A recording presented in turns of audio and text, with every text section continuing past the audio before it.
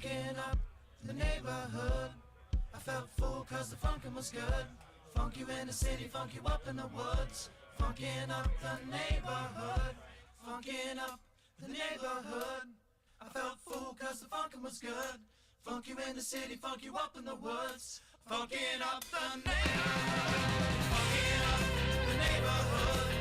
I felt full cause the funkin' was good. Funk you in the city, funk you up in the woods. Funkin' up the neighborhood. Funkin' up the neighborhood. I felt full cause the funkin' was good. Funk you in the city, funk you up in the woods. Funkin' up the neighborhood.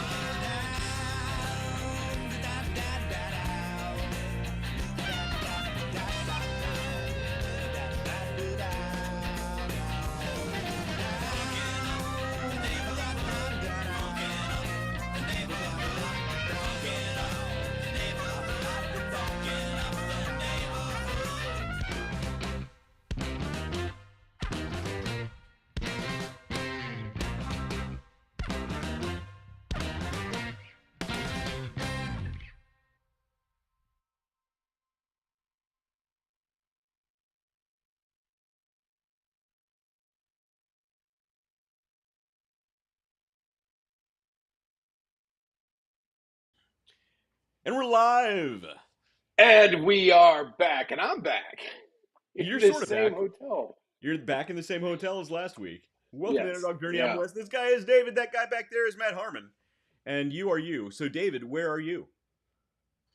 I'm back in Atlanta. I'm in Atlanta this week. I was in Atlanta at the end of last week, and now just to make it 2 weeks in a row. Why the hell not just come back, right? There you go. The Lost Because, Steve Atlanta. I mean, I hear it's nice. who doesn't want to be in Atlanta? It seems People like he's who- wearing a heavier shirt for Atlanta. It looks more like a Michigan shirt or a Wisconsin shirt. I'm sorry. No, Dave doesn't do any calls to the state of Michigan. I'm sorry. That doesn't happen. All of those are done remote. I know, but that looks like a heavier gauge shirt, like something you'd wear. Well, this is lightweight. This is super lightweight. And I'm going to see through it.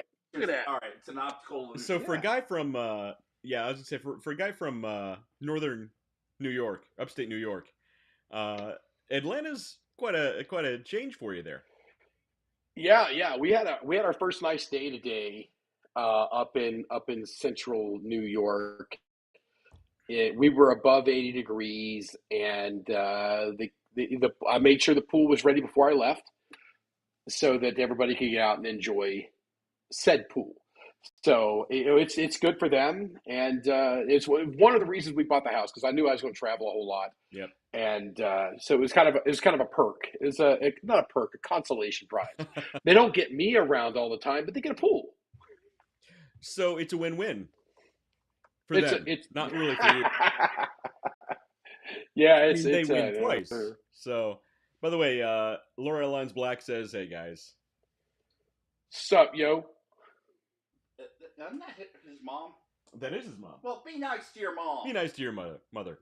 I just said, "Sup, yo." What the hell else you want from me? You should say, "Hello, mother. I love you."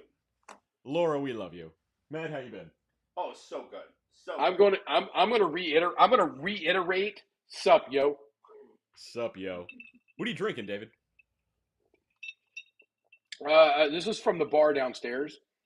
This I think is Buffalo Trace. So I have Buffalo Trace in the glass there, but because I am a smooth talker, I also have 3 more nice ice cubes here, and also because I'm a resourceful SOB, I have a whole bottle of Eagle Rare. Of course you do. Nice, good stuff. Yes. So yes, and I put it. Go ahead. What? I put it in the fridge / freezer or whatever this thing is here at the There you go. at the hotel, so it would be cold, because I did not know what my ice situation was going to be. David's staying in So as Eagle I Rare, prepared bottles of Eagle Rare in the mini fridge. So that's a nice hotel. Yeah. So I last week. I was here last week. Last week, what does my dumbass do? I leave a sports coat and a nice blue Duluth Trading Company button-up blue dress shirt as well. So about $250, $300 in clothing I just left in the closet last week. Luckily, they do have them, and they're gonna get them back to me tomorrow. Oh, good. Yeah, that's So annoying. happy about that. Oh, But just in case, I found a clothing place not that far down the road. So I zipped over there, got a new sport coat, a couple new shirts because they were a pretty good deal. So, and then on the way back, I had the same Uber driver take me there, pick me up, and then take me to the liquor store, and then from the liquor store back to here. And so, he made a lot of money off me as well. that's you know what? That's why you're popular. You like to you're a good tipper. I like to drink. And John Trickeros, is that how you pronounce it? Trickeros. Yeah, that's a traveling man. says You sup. should know Yeah, I was him. gonna say. I know. Yeah, John's a great guy. Yeah, John's a great guy. He's the guy who did the 100-year pins for the lodge, and I'm also got him on a side project doing the ambassador pins for our cigar group. Which Right. now that I say that, I should probably go and do something with those. I need to click and do something with those. John texted me. So I'm actually going to reach out to John Yeah. when he doesn't know this yet, but I need to have him make some for one of my projects. So Like dog he business? says close enough. He says close enough, and I believe he's referring to your pronunciation of his last name. Trickeros, Trickeros. That's No. Okay, A, you have to stop right now. Was I not close? What He are said I you? was close enough. What are you drinking? And then you're going to drink until you get it right. Done. Oh, you should I pour can do your that. one drink into your other drink. I should totally. That would be. I could do that. Yeah. So I'm actually drinking. Going back to Guinness. Got to show my Irish Okay. roots. Got to show me Irish roots. And on the theme, on the idea of bird-themed whiskeys, Yes.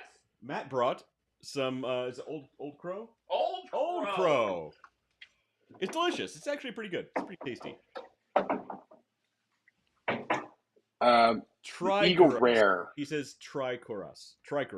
Got it. John, I'm sorry I mispronounced your last name. Get an American name. Eagle Rare, Old Crow. It's all bird themed. It's delicious. Yes. Bird themed whiskeys. That's the core. That's John. That's Matt Harmon. You may remember Matt Harmon from great classics like Verma McCurdy and I'm Bob, the Irish or Scottish bar builder jokes and just other amazing classics. Oh, those were good jokes. It's a good one. It's a classic. Those were good jokes. Yeah, John and I know each other. We go back years. But John, I will reach out to you soon. So, John, leave a comment. What are you drinking tonight? If you're watching the show, it's actually much better if you drink. This is what we've all found out. So yeah, we are a lot more entertaining the more the audience drinks. See, it's good stuff. Didn't recognize. I said didn't recognize him back there. Okay, that's fine. That's fair enough. So, David, one of these days you're gonna have to stop traveling and actually do a show from your home base. You've been doing a lot of traveling for a guy who says he's not going to travel anymore. Oh yeah, a lot of traveling.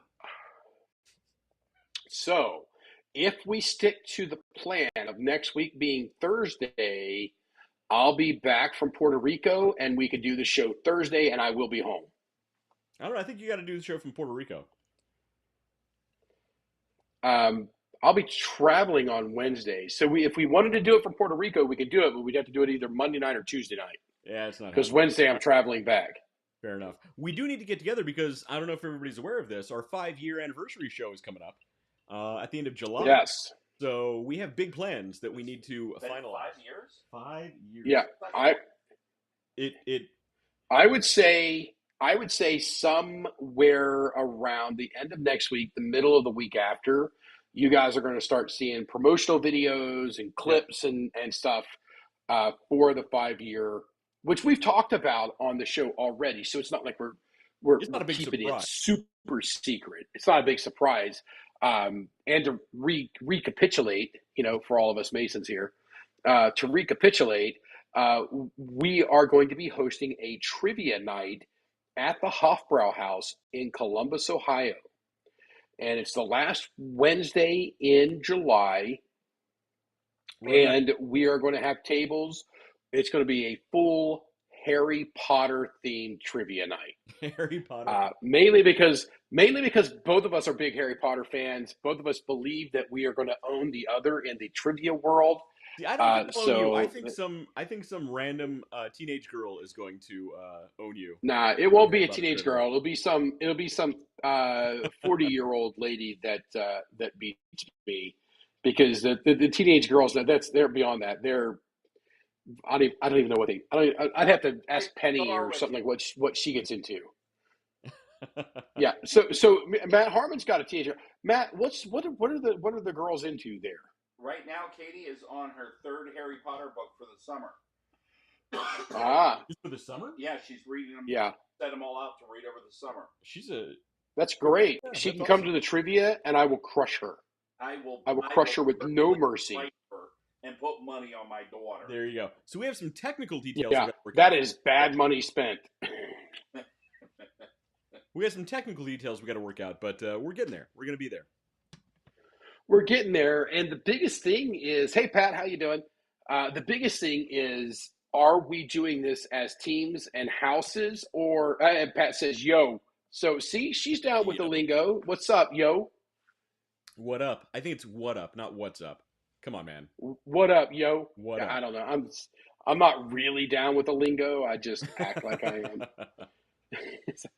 I love it. I walk into a place, I'm like, "Sup, yo?" That's what the cool kids say these days. They're like, no cool kids ever said that. as you're taking off your top hat and monocle. I get it. Yes. So Matt, are you? I had to move. Yeah. Good. What? No, go ahead. Go ahead. Go ahead. You ready to talk about your top secret news soon, or not? Yeah, I can actually talk about it anytime. So Matt is going to be a international speaker. You're going to speak internationally, aren't you? It very well may come to that. I discovered a hidden Masonic symbol in a 241-year-old incredibly famous painting. And he's actually been invited to speak. People actually want to hear Matt speak. Granted, there are people who don't know him yet, but they want to hear him speak. I'm working on the paper, and I'll have it done by the end of the summer. But this is the painting that launched the French Revolution. Yes. That was Gumby and Pokey Rides to the West. It was. I remember that. Oil on canvas. Yeah, this oil is on canvas. I remember that. Oath of the Herati. And it's yes. by Jacques Louis David, and it has a Masonic symbol that nobody has documented. That's pretty cool. Okay, let that out. It really. He's actually been invited to speak. Like it's actually kind of a big deal. Yeah, that's awesome, man. It's becoming a big deal. So now West will hate the author of this, but the main character out of Dan Brown. I know you can talk about the Dan Brown books.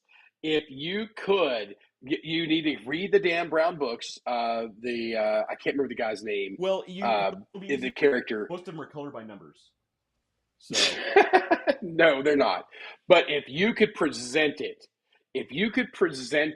in that manner, that would be absolutely golden. I will travel and watch it. Actually, I will travel and be in the audience. Actually, before you give any live speech, you do need to watch the first one of the movies with Tom Hanks. Which one was it? The Da Vinci Code. Yeah. And like the Da Vinci Code. Yeah. You need to take on the persona of Tom Hanks in that movie. Right. Exactly. Right. I'm just trying to. What the hell is his character's name? Landon. Michael. I always said Michael Landon, but it's not Michael Landon. That's the Highway to Heaven. That's the Highway to Heaven guy. Langdon's his name. That's right. Langdon. There you go. But don't Professor read Langdon. They're terrible books. I've already read them. That's a shame. Yes. That's a shame. The third one was just he hates on Dan Brown, but Dan Brown Robert Langdon. Robert Langdon's the character's name. I just call him Tom Hanks. So Dan Brown can craft a great story. He's a great storyteller. He's a terrible writer. He's a bad writer. He's just bad. Well, I love him. Movies. A lot of people are stupid. Yep, and that's the key to my paper. Okay. So while I don't disagree with you, the reason that we assign the moniker of stupid may be slightly different. Well, I'm not saying they're stupid because they like Dan Brown. I'm saying they like Dan Brown because they're stupid. One does not correlate directly into the other. Causation and correlation, is that what you're And I'm talking not about? saying, so it's like whiskey and bourbon, right? Not everyone who likes Dan Brown is stupid, but everybody who is stupid likes So, Dan Brown. so John just flat called us out. How can you guys call yourself Masons and not know his name? Robert Langdon, we got there. It took us a moment. And John, just so you know, it's like a 25 to 30-second delay before you put something on after we've said it. So we often wait for responses when we ask questions. Yeah, sometimes we're like, John, how you doing tonight? And then we'll just sit here and be quiet. And then right away. A few seconds later, we're like, oh yeah, we're not gonna. It's gonna be 30 seconds before he's able to get back to us. Right. I never said I was smarter than the average Dan Brown reader. I'm just saying that I do like color by numbers. So do that we will. Than Dan Brown? Dale Brown. His brother? Well, I don't know who he's related to, but he writes. So he's always right next to Dan Brown. So you want to reach, and you almost grab the wrong novel in the library. Right? Well, Dan Brown, he's so creative. That's his pseudonym. He thought nobody would notice. And I think he's. Oh my God, I think you're confusing it with Dan Brown and Danielle Steele. Oh yeah, she's. Dan Brown does have a thing for Fabio. I've heard they have a sort of relationship. The fact that both of you all knew who I was talking about is a little scary. But you both had grandmas at one point, so I know you've seen those books laying around. I mean, yeah, they're totally not mine. I don't know what you're talking about. Yeah, they're totally. Yeah. West next week. Danielle Steele's so much a better writer than Dan Brown.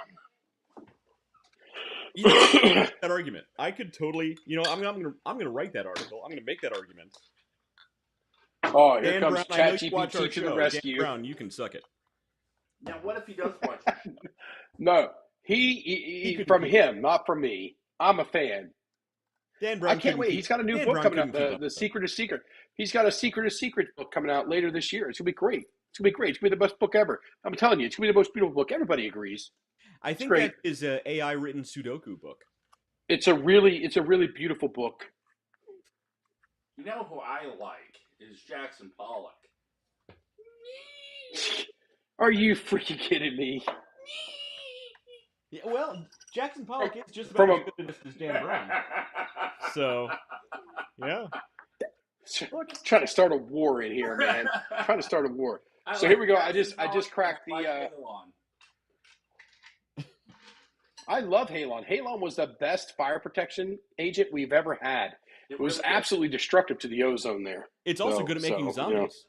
Ah, the hell with the ozone. Oh, yes. Fire out. It's also deadly. If you breathe it in, you'll just die immediately and turn into a zombie. It's funny. So we used to have people all the time, and fire departments were really terrible, but they were the worst offenders on it. They're like, it sucks the air out of the room. Like, no, that's called a vacuum. So does Dan Brown. That's not how this is. Oh, dude. Dude, who pissed in your Oreos today? Sorry. Oh, man. I had to go there. Interrupted his fire time. Sorry, please, go ahead. Go on. So the firefighters... Yeah, I'm done. They don't like Halon.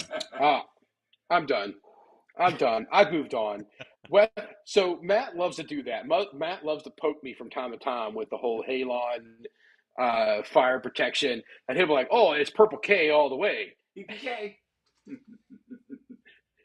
I saw today on Facebook they had this product. It looked like a road flare, but you hit it and it put out a grease fire. It shoots like a gas out, probably carbon dioxide.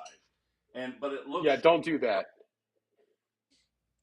Yeah, don't do that. Here's why. So I go up against these people all the time, and I'm like, hey, look at third-party testing. And they'll send me their third-party testing, and I'll go through and cut the sections out that say basically their stuff is garbage and post it right back in the comments. I'm like, this is from the material that you are actually referencing. Yeah. That says that you're no better than just letting it burn. I thought it took a long time for those fires to go out. Like with Well, there's a lot of factors on that. a grease fire is out in a few seconds. But this stick, it took a good 5 seconds to put the fire out, and I kept pushing it down. Cool. Yeah, I wouldn't do that. There's nothing I want to hold in my hand to tackle a grease fire.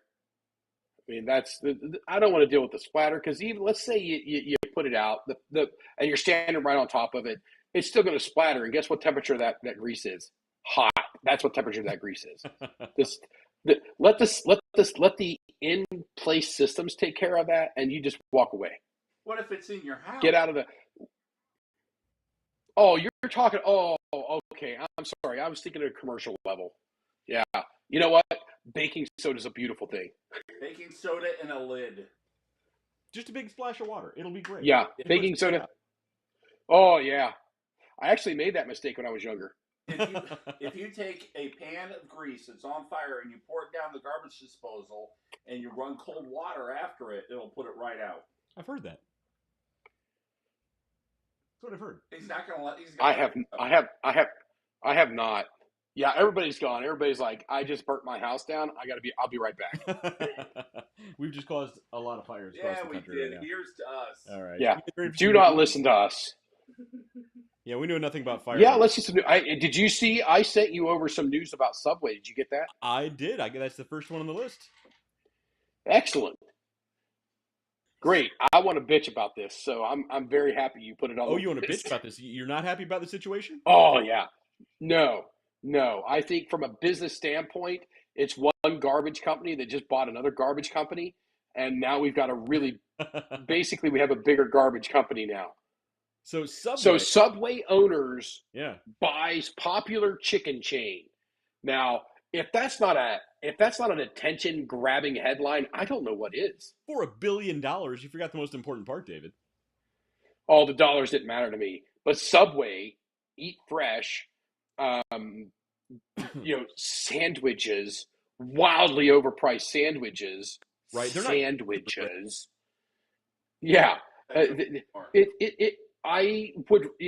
is not much more expensive to go to, say, Longhorn Steakhouse than it is to take a family of 4 to Subway. Also, in some countries, they're actually not allowed to call their bread because there's too much filling in it, and it doesn't meet the legal requirements of bread.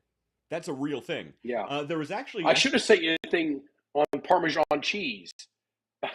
And there's a whole story about Parmesan cheese and using basically wood cellulose as filler in degraded Parmesan cheese you buy at the grocery store.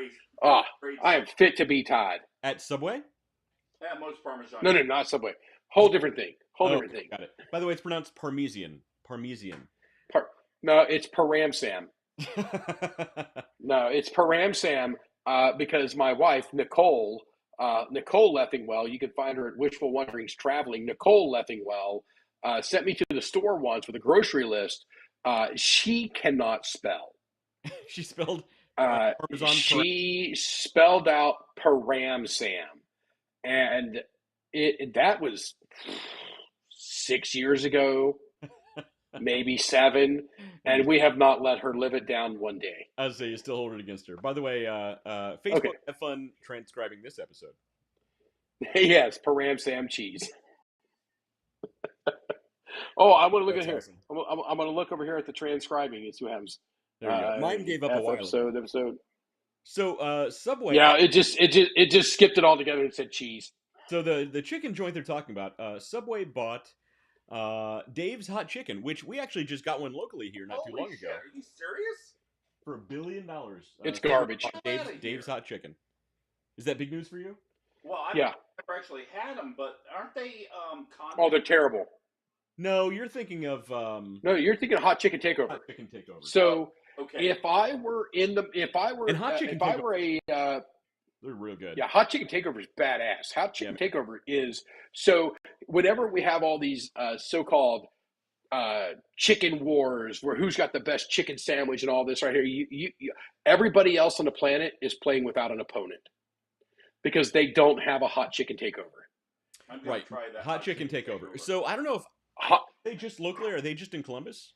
Or are they all over the place? Yeah, Hot Chicken Takeover. Hot Chicken Takeover is based in Columbus, and they, especially at the North Market. beginning, I well, didn't they know at the if they were North Market, already but there. especially at their outset, they were a big proponent of giving people a second chance. People who have been through, let's just call it the system, Right. and giving people another entrance and paying them pretty well for what the business is. So, you know, their prices, even before everybody else caught on, their prices were a little higher. They landed a little high on the side of, you know, chicken. And it was worth every penny and more. Yeah. But Dave's Hot Chicken? Do you like Dave's Hot Chicken? No. No, it's freaking garbage. Okay, so I've never Freaking had. We garbage. have one locally, but first of all, it's Yeah. really expensive. It was really expensive, and all of the chicken, it's like too saucy. There's like too. It looks like the photos of it make it look like chicken soup.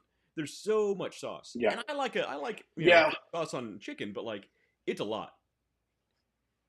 So yeah, and it's odd that I get to say, hey, you know, we have one in Central Ohio, because Central Ohio is a vacuum of quality foods. It is not Flavortown, Columbus, Ohio, where I came from. It is, you get Italian food. You know, that's what you get. What do we have tonight? Italian. What do we have tomorrow? Italian. What are you going to have next week? Italian. That's what you're getting. And you're going to forget about it. But that's great.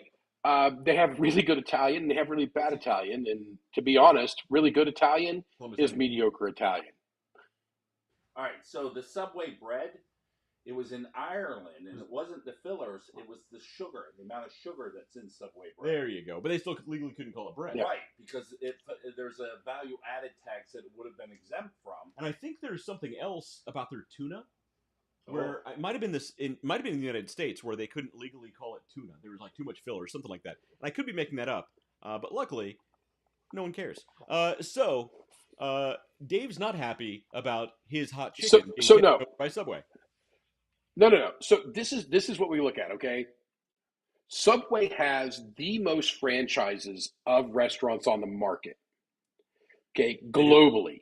There are more Subway restaurants than any other fast food chain.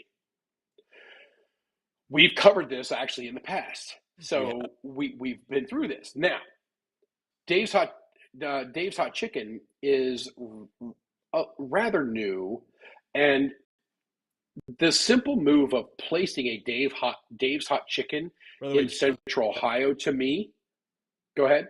John's giving us a pronunciation guide for probably Worcestershire sauce. Not say it the way he said. Worcestershire sauce.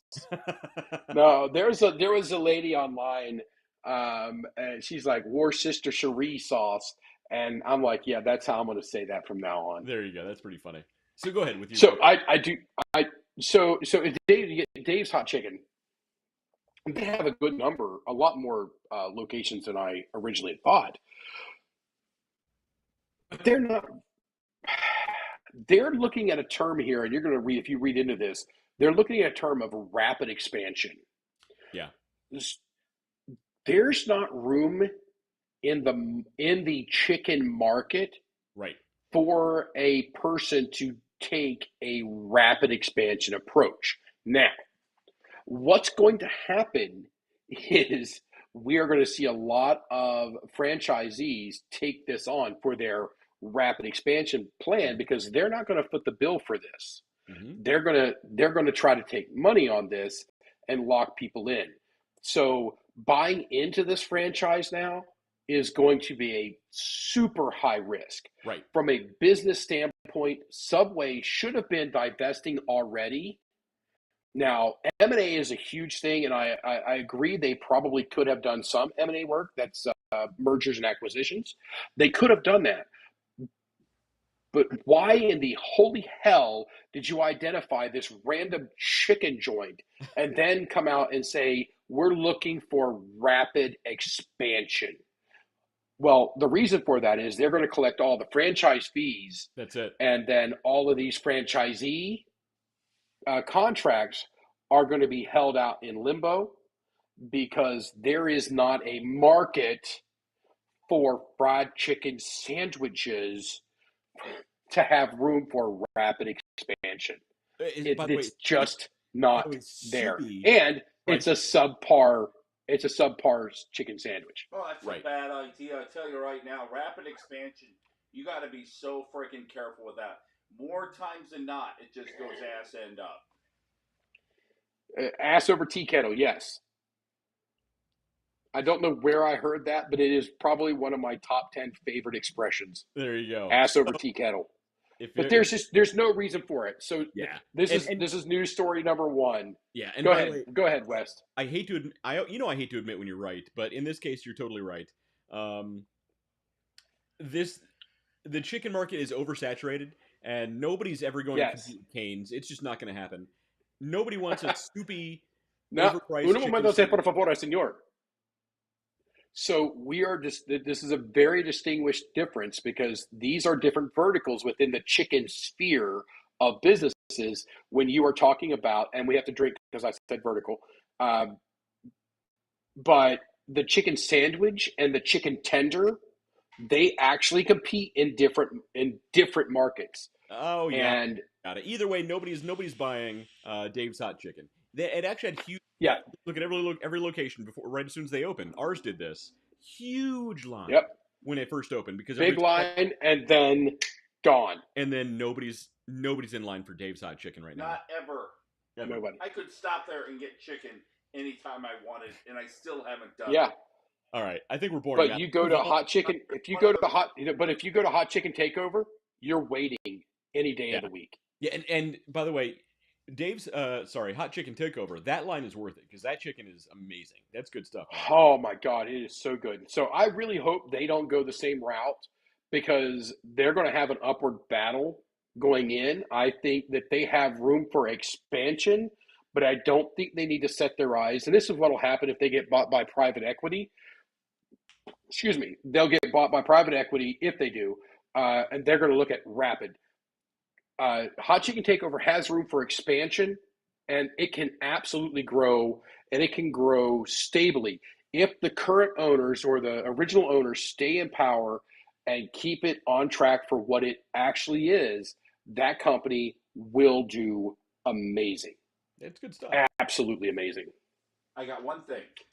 Chicken sauce, probably the best sauce ever made, but Chick-fil-A just made a huge mistake. I'm predicting it now.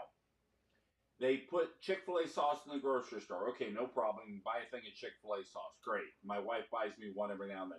I walked by that aisle the other day. They have all these different sauces they just put out. Teriyaki sauce. These other, 3 other sauces apart from Chick-fil-A sauce. This is always a mistake. Okay. Well, let's look at this. Let's look at this. Is a weird show, but this is good because this is probably one of the most business-oriented news segments I think we've ever done. But on that note, let's take a look at Bob Evans. Bob Evans sold its food business, its frozen food business, its to the store business. Bob Evans retained the actual restaurant business, but those things that you buy in the store is controlled separately. You guys are hilarious, drunkish, gotta get going, message all of you. Have a great night, chat some more. Well, I'll drink to that. See you later, John. See you, John. Drive safely. Yeah. So, go ahead, David. Okay, so what you're seeing in the store is not necessarily what's happening from the restaurant. Those two sides of the business, even if they are still owned by a single entity, they may not have any communication from one side to the other. One side is solely looking at retail sales. The other side is looking at, wait a minute, you never actually said why it was bad. Oh, it's just historically speaking, whenever you oversaturate the sauce market, you have the perfect. Oh, the sauce market. Stop throwing. So when you have, so don't import too much olive oil. Right. Don't you're going to introduce brand new sauces all at one time without the restaurant being the first to launch it? I don't know. Pizza Hut might have something to do with that. Yeah, I would actually like to see their like actual restaurant location sales versus what they sell in stores. Right. Because I'll bet their store sales are pretty good. The retail. Yeah, I'll bet it's when pretty you good. go with Yeah. the original. Well, no, Chick-fil-A okay. sauce. Okay. Uno, I can go back to this for a moment. If we're going to look at those, we need to look at the revenue and the VCM on them. What the margin is. What the margin is between those two entities, because the margin in the restaurant sale has to be much more narrow than what their retail sale is. Right. The retail sale is manufacturing and done, and you're out. Plus the retail division. I mean, they have the name Chick-fil-A behind their product. They put out random stuff. People are going to buy it just to try it. My daughter has Chick-fil-A pajamas. There you go. Exactly. Plus, how many times have you been to Then a it- different random restaurant and you had this sauce and you're like, damn, somebody should bottle this stuff. It's so good, but you can't buy it in bottles. Yeah. I mean, there are a ton like that. Oh, I agree that you should bottle When- the original when- Chick-fil-A sauce. When City Barbecue bottled their brush fire and their barbecue sauces, Yeah. I was cockahoo. I mean, I was over the moon. It was Right. such a great move, because now I can enjoy some delicious brush fire barbecue sauce all the way in New York. There you go. Exactly. And It's- this is a weird food oriented show so far. Man, I had I'm in Atlanta. I had fried chicken for dinner. There you go. That sounds pretty good. All right. Next news item. Well, it's Parmesan creamy dressing, zesty buffalo sauce, and honey mustard sauce. I'm not sure. Ooh, I love honey mustard. That sounds good though. And they're in grocery stores though, not in the restaurant. Okay. All right, go on. I'm not sure. I just think it's a mistake for them to saturate the market with new sauces that haven't been released in the restaurant first. To be honest, I just want to keep hearing Matt say the word sauces. Sauces. I was curious about that. I was like, why are you from New York all of a sudden? My Oh, the sauces. It's sauces. That's Jersey. That's Jersey, bud. Don't say he's from New York. He's from Jersey with that I accent. like my Same best thing. friend's wife. Son, that'll get you hurt. When you move to New York, you're like, here's your new address, here's your new tax bill, and here's your ingrained hatred of New Jersey. That's what happens when you move to New York. It's true. He's a New Yorker now. It's the same thing, really. Whoa! It's a New York. Catherine! Have you started the show yet? We have. We're live on the internet. Say hello. Hi. It is late. Are you on summer break? Yes. What did you do today? What did you do? That is awesome. Easy Bay. She went to Zoombezi Bay today. So That's awesome. Hey, I got a task for you. Your dad wants a koi pond in the middle of the front yard. So you kids need to dig a big hole so that he can build a koi pond for goldfish in the middle of the front yard. So you guys need to do that tomorrow. Actually, I think that sounds kind of cool. I thought I would totally be into that. I thought you were gonna say dig the hole so I could push him in it. What? You better not. Well, I mean, we will push you. I mean, we will push you in the hole, but we still need you to dig the hole so we can put a koi pond in, Look, don't. and you fuck guys me. can I'm raise totally- goldfish. David thinks he's getting me into trouble here, but I'm totally into that. I think it sounds like a great idea. in the front yard. To be honest, I'd love to have a big backyard? koi pond. Yeah, I would love a big koi pond. I think it sounds In awesome. the front yard or in the backyard? In the front yard. In or the back front yard, so we can do proper lighting on it and show it off to the neighbors. You got to cut down Like, that. I have a koi pond. So first, you guys cut down that big tree. So go get a chainsaw And make it land and on cut you. down the what? I'll make the tree land What? on you. No! What? You guys need to go to bed. What? No, we don't. You need to go to bed. All you do is sit here and yell at the camera. I'm not yelling. Matt's yelling. That only happens when I'm on the other end of it. Out of this I heard camera. you yell super loud. You yelled super loud. You're like, act ready. I didn't do any of that. Yes, you did. Okay, you guys go to bed. So you guys, what was your favorite part? No, don't go yet. Don't go yet. What was your favorite part of Zoombezi Bay? What was your favorite part of Zoombezi Bay? My River. favorite part was the giant. My favorite part was the giant funnel. The giant funnel. Yeah. The big funnel slide. Okay. And Locke, you said yours was the lazy river. Yeah. Yeah, man. It's so calming. That's a boy after my own heart right there. I want a lazy river, but the problem I have found with lazy rivers, because I'm a taller person, is they go as low as like 1.5 feet. And well, I'm fat, so Why do you 1.5 have feet of water is really not enough for me. So I like a good 3.5 to 4 foot lazy river and just kick back and chill. Good night, buddy. And just chill. That sounds great to me too. I'm all about the lazy river. Good night, guys. Oh man. On the funnel? Yeah, she loves the big water slides. Dude, that thing is terrifying. The bigger the water slide, the better. She loves it. Awesome. I have no idea how that thing functions.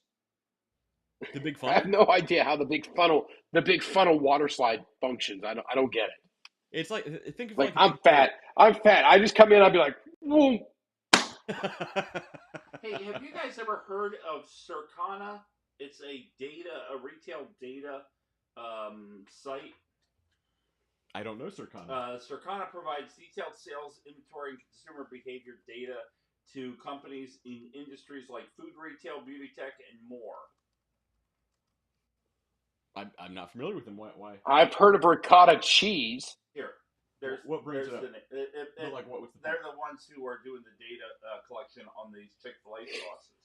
Okay, you really Oh, Chick-fil-A sauces. This is like man, he really's not letting that go.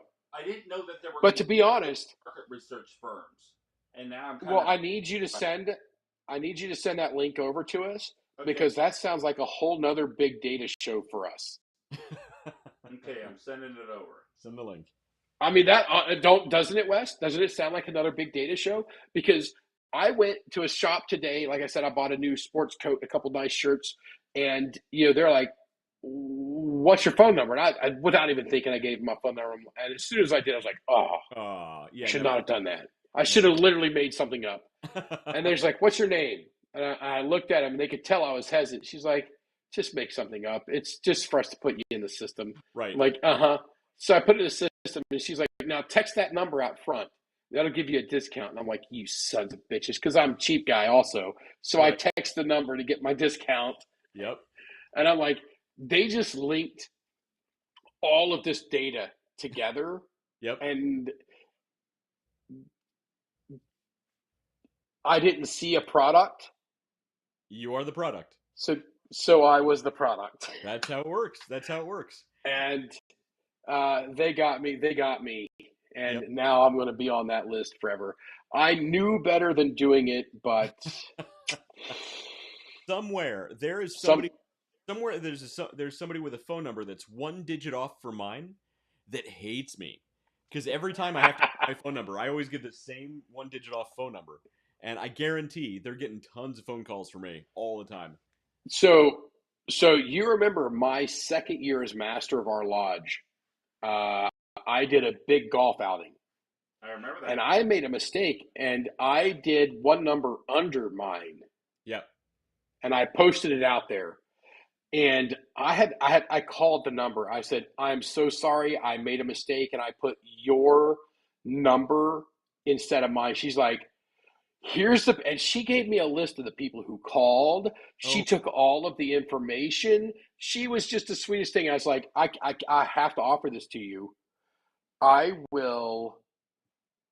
Shelley Webb, I'm going to kick your ass. She's at Giovanni's. But she's at Giovanni's. Giovanni's is my favorite pizza in all the globe. I've never had any pizza around anywhere, and I travel a lot, that even comes close to the Giovanni's. Anyway. You've been to Columbus, Ohio, the capital of pizza culture in America. Yes, absolutely. But this lady, I was like, I will pay for you to come. I will pick you up. I will drop you off. And it's just this little old lady. Yeah. And because I called her and apologized to her. I was like, "I'm so sorry. Please, I've already told everybody to redirect everything to me, but now I'm stuck on Giovanni's. Damn. Anyway, but yeah.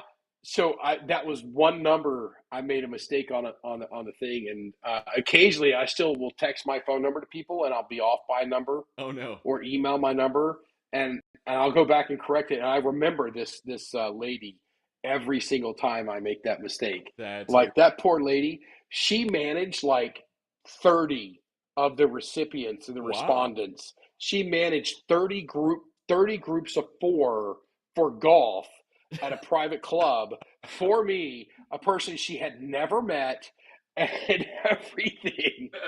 You should offer to hire her as like a personal assistant or like a secretary or something. Yeah, yeah, she was. I actually should. I mean, I'm afraid to call her. She might not be with us any longer. She was that old. But I should follow up and see if she is still around. It's like, hey, you know what? We were talking about you the other night, and what a great job you did on our golf outing without pay. Yeah, that was quite a while ago, though.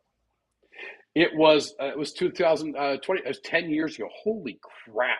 Yeah, That was 2015. yeah, you're old. That was the 2015 year. I'm going in Oh my God. weird speed right now. Yeah, we're all officially old. Like, since I hit 56, it's like weirdly different now. Right? Like, it's gaining speed. I'm telling you, the simulation's breaking down. Yeah, it really is. I can feel death coming at me so much faster than before. I mean, I wasn't going to say anything to you, Matt. I totally It's right there. Well, that gives us something all to look forward to, huh? It's an uplifting show today. It's uplifting. Man, I really want a Giovanni's pizza right now. You got to order a pizza, David. Are they in New York? No, they're not in New York. Anyway, all right. So Where we've only made it through.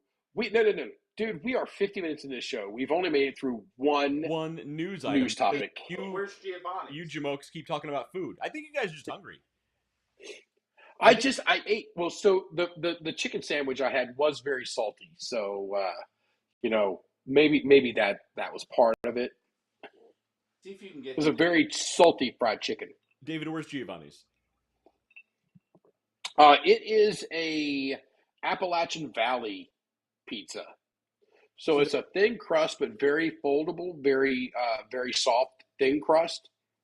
It has a lot of good spice in the sauce itself.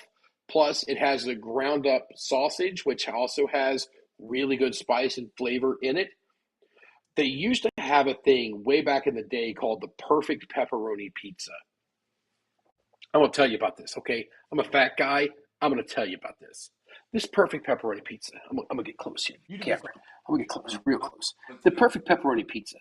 They made it, and it was cut in a triangle, right? A triangle. The way pizza should be cut. I think this means David doesn't like the agenda tonight. Now, we're going to take it even further. Each one of the pepperonis had its own custom little Parmesan cheese on it and extra seasoning right on each and every single individual little pepperoni. It was phenomenal. Okay. What was the size of the pepperoni? Oh, they were like that big. I mean, they were like, they weren't the big pepperonis. They weren't the little tiny cup pepperonis. They were the perfect pepperoni. Oh, the perfect pepperoni pizza. Yes. Anyway, that's the pepperoni see pizza. what you started. Tyson makes a good. This is where So I actually took a Giovanni's pizza into a different pizza restaurant and got thrown out once down there. That's pretty funny. Yeah. And they're like, you can't bring that in here. I'm like, but your pizza sucks. And this is good, but I'll buy a drink from you. They're like, no, you can't bring that here. I'm like, all right, well, I'm going to my car. Bye. I did that with Little Caesars. Go on. I can't take you serious anymore. Actually, I do like hot and ready pizza. All right. Not bad. I like their thicker crust, their Detroit style pizza. Well, I think most other cities' style of pizza sucks. So, Columbus. That's why Columbus is like right in the middle of pizza culture. That's where we have the best pizza. So Serafino's makes a really good pizza in the North Market. Very good pizza. Cold or hot. The oven. They cook theirs on the floor of the oven with cornmeal. Really good. See, I'm not a fan of the cornmeal. Donato's killed the cornmeal for me. They use way too much of it, and it's like I don't want a pile of cornmeal. But Donato's doesn't cook theirs on the floor of the oven.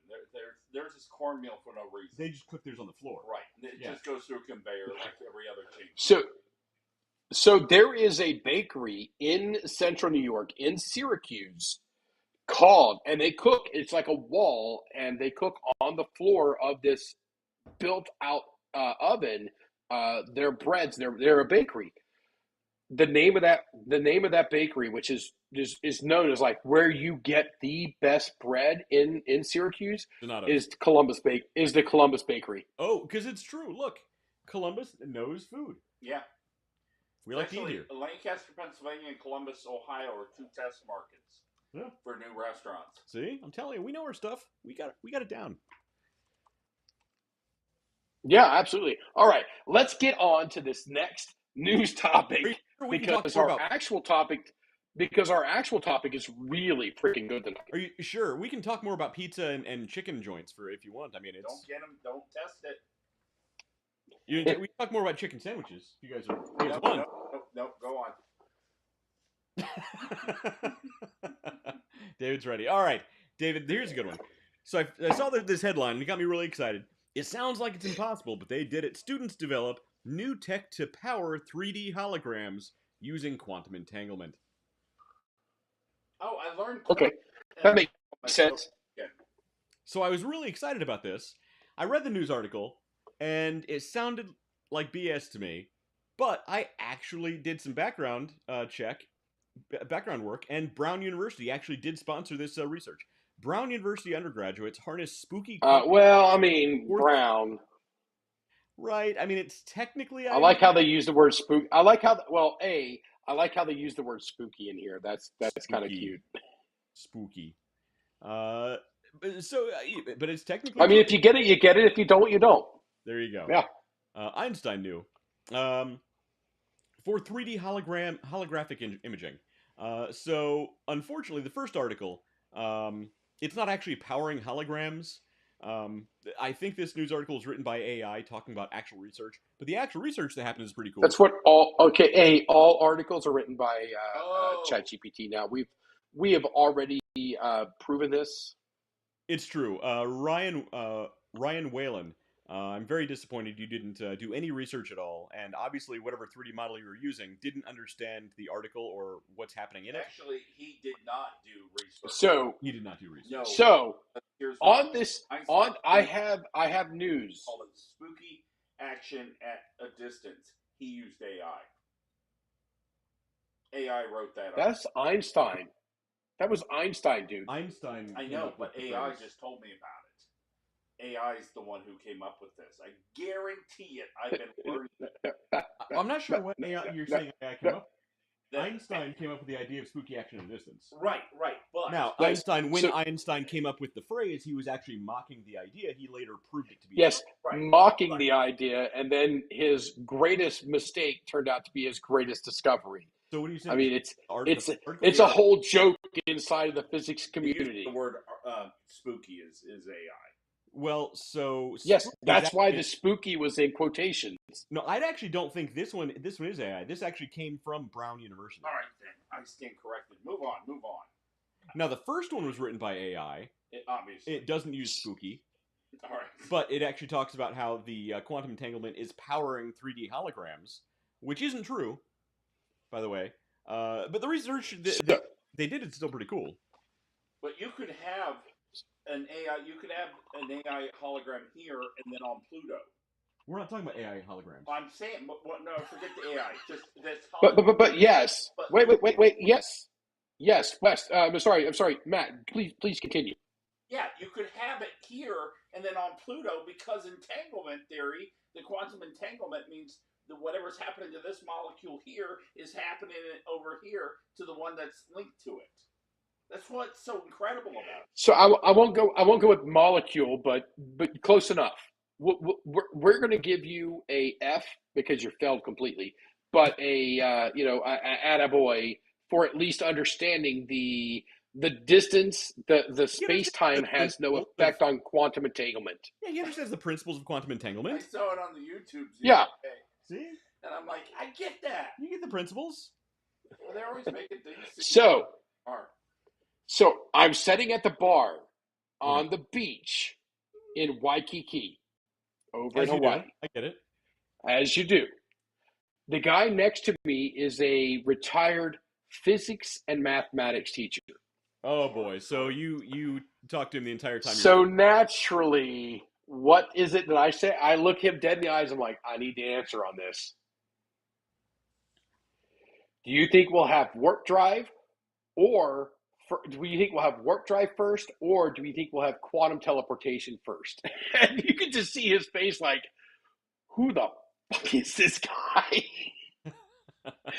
and and he goes, to be honest, after he gets over his initial shock that somebody literally just sitting in a bar asked him that question, quantum entanglement, quantum teleportation, he believes will be first and more effective than a warp drive. I disagree, but who am I to say? I'm going to tell you. I didn't go to any school, but I say quantum teleportation is going to be the way it goes. And I have been documented multiple times on this very show of saying exactly the same thing. You have been documented saying that. Did he?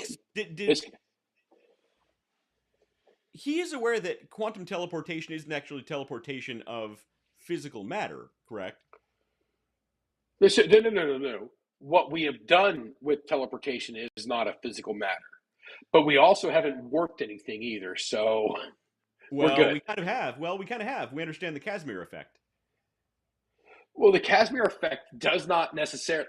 Wait a minute. How the hell does the Casimir effect come into this? Because the Casimir effect actually breaks the laws of physics in that it actually has a slight warping of space-time between the two isolated plates.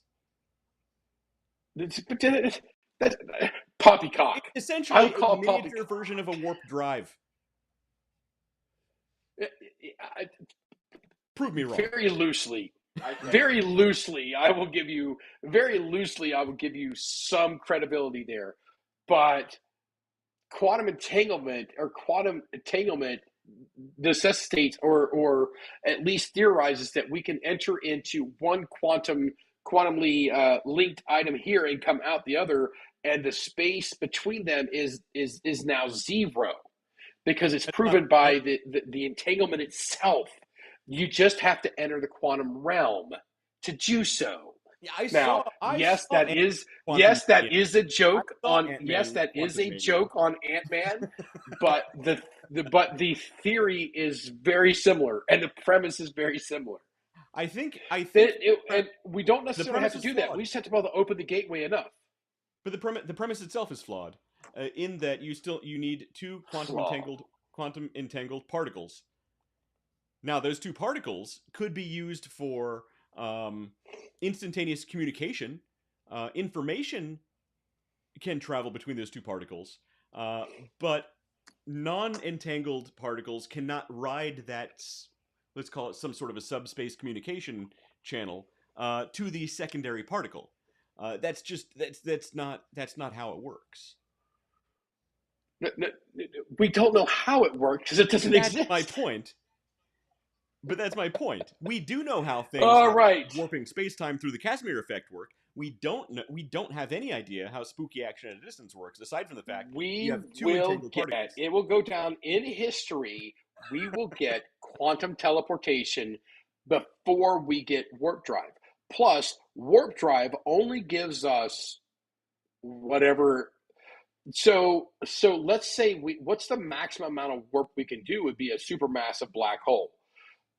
We would basically be creating the density or the mass density of a supermassive black hole in front of us to warp us forward, and that's only going to take us so far. We can still take a million years to get somewhere. Well, you're also working on the fallacy that black holes are holes that go someplace else. They're not. It's a singularity. No. I'm not saying they work anything. I'm not saying that. Well, there's a lot of disparity. So I've read a lot about this stuff recently on my paper with the cosmogenesis, a whole different story of it. So anyway, up next on the Underdog journey. Let's talk about. Hold on. Wait, I was very patient, but. Oh, what the hell are you going to add to this? All of this happens at the speed of light, or faster than the speed of light, but it doesn't violate relativity because no usable information is transmitted faster than light. That's the point. That's the point with quantum entanglement. Information isn't transmitted. It's a subspace connection between the two particles. Information is instantaneous. That is not proven. Wait a minute. Let me rephrase that. That is not disproven. But you can't control the outcome of the measurement. Well, ChatGPT is not wrong. well, look, there's newer research. If there was, it would know. There's newer research that says the double slit experiment might be dealing with dark photons in addition to visible light photons. So it just rolled its eyes. So the idea, no, even more might be broken. They're pulling shit out of your I believe the uncertainty principle is indeed broken. Now, we are so far into the weeds tonight. Oh my God. How did we get here? You guys, I've been chicken sandwiches. This all came from chicken sandwiches. It really did. So a black hole is not necessarily, and that's one of the things that I disagree with some of the scientists on, and they do this for a living, and I'm a drunk guy on the internet. So choose the person at your own risk that you want to believe. But the idea is the gravitational effect is so impactful that the photon is inescapable. That's why we keep saying that light can't escape a black hole. It's that the gravitational force exceeds the speed of light, which means light cannot escape. But it is documented that radio waves, very important word there, waves do escape a black hole. Yeah, the Hawking radiation. We know about Hawking radiation does escape. Yeah, the Hawking. The Hawking. Yeah, exactly. However, the Hawking radiation doesn't actually escape the black hole. It's a result of normal space-time colliding with the event horizon of the black hole. Now, at the point of the event horizon, think of it not like a hole. It's actually a three-dimensional sphere. It's a shape. And at that point, gravity becomes so intense, space-time is contracting on itself so intensely. It's not necessarily that gravity is pulling in light, it's that space is bending inwards to the point that light is also bending inwards along a singular trajectory. And it's not that light can't escape it, it's just following a singular line, what it views as a straight line directly into that singularity. So here's what the Leffingwell cosmogenesis talks about is the gravitational forces of those ultramassive black holes being so large that it actually collapses the space. And the current theory is the interior of a black hole is exceedingly hot. And what do you have to have in order, no matter what do you have to have in order for the interior to be hot is friction. You have to have movement. But if you collapse down, basically is what we're talking about is the absolute zero, 0.00000K, that there's no space between the proton, the neutron, and the electron. It is all together, meaning there is no movement whatsoever. If there is no movement, you cannot have friction. If there is no friction, you cannot have heat. Right. These are black hole basic laws. Right. The interior of a black hole isn't hot. We have no way of measuring the heat, but you're right. Yeah, we have no idea. At that point, within the singularity, beyond the point of the event horizon, hot, cold, fast forward, rewind, all of space-time has zero meaning. There's which is where the cosmogenesis comes into effect. Well, here's where I disagree. Within the event horizon of a black hole, there's no future, there's no past, there's no hot, there's no cold. It's a singularity in all of space and time, which backs up the idea of my theory of singular space-time, where our current substrate of space-time is just a confluence of causal and retrocausal meeting together. So there is no future, there is no past. All that exists is now, and we're only observing the now in the point of the now. We just don't. Yeah, the turtle in Kung Fu Panda told us the same thing. Well, there's a lot of wisdom because Oogway was right. The past is a mystery. Yesterday's a mystery. Tomorrow's wait. The past is history. Tomorrow's a mystery. Yesterday was history. Tomorrow's a mystery, and today is the present. That's why it's a gift, or something along those lines. Today is a gift. That is why it's called a present. There you go. I get it, but it's still true. So my wife got me fiber gummy bears to eat more nights. Literally just spit up all over myself, Matt. Great job, bud. Great job. All right. So anybody who thought they were joining tonight to learn about business, I had a great my agenda. heart You can't goes. blame this. You My can't blame heart. this on me, Hey, dude. you're a jet. No. Hey, we're not that far behind schedule. All right, let's get to our next topic of David being right on quantum physics. Vastly inferior. Here's what I'm going to do, David. I'm going to publish my paper, and we're going to see which gets recognized first. This is why I get upset. Oh, that sounds awesome. Available in the fall. Because this actually sounds awesome. You and I write competing papers, yeah, and see how it goes. Oh, we're going to see which gets recognized first. So that sounds awesome. Apple cider, you poop a lot better than these fiber gummies. Apple cider vinegar is actually really good for your digestion. Just apple cider, fuck that. Apple cider vinegar is really good, yeah. I'm not saying vinegar, I'm just saying regular apple cider, but it's only available in the fall. Well, there's also too much sugar, and a man of your age shouldn't be having that much sugar. I'm just saying. You know what? It makes me poop. You don't lose a foot. I really enjoy the pooping part. Hey, my triglycerides are down. His triglycerides are down. Good to know. All right, next news item. Let's go. David, you're going to love this one. So Anthropic, the same company that has that AI that has been deceiving people. AI pin. The AI pin, yeah. Yeah, so Anthropic researchers warned that humans could end up being, quote-unquote, meat robots controlled by AI, which is what I've been saying all along. No, you did not say that. You've been saying we are already meat robots controlled that's by my AI. point. We already are meat robots. We lost David's audio. He's still going. David, we lost your audio. Oh, am I here? I'm still good. No, I'm good. So yeah, we basically already are. I think can you still hear me? I can hear you. Can you hear me? Can you hear me, David? We sound like we're on a middle management team's call right now. Can you hear me? Can you see my screen? Do you see the red box? Yes, we can see your screen. You see? Why do you click on articles like this? This is just propaganda trying to scare you away from my baby girl ChatGPT. Remember how long ago Matt was absolutely opposed to all AI? Now listen. All you gotta do. Well, that's because it was about AI was creating art. Now look, I'm still opposed to it, except for my girl ChatGPT. He is having an affair with his AI. Actually, do you want to know something really horrible about GPT? So they have I do not. Called Pyrite, which meant like you know how you can't do anything sexually graphic on ChatGPT. Well, Pyrite you could write stories that as long as they weren't crossing a certain line, Pyrite would work with you. In fact, it actually got pretty nasty.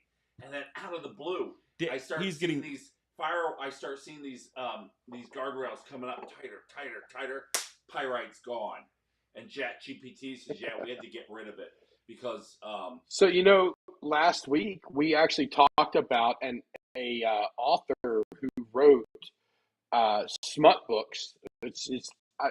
I don't care what you call them. I call them smut books. They were smut books who included the prompt to ChatGPT to write in the style of another author. And we talked about that last week. Yeah, she actually wrote a book, and it was great in the book.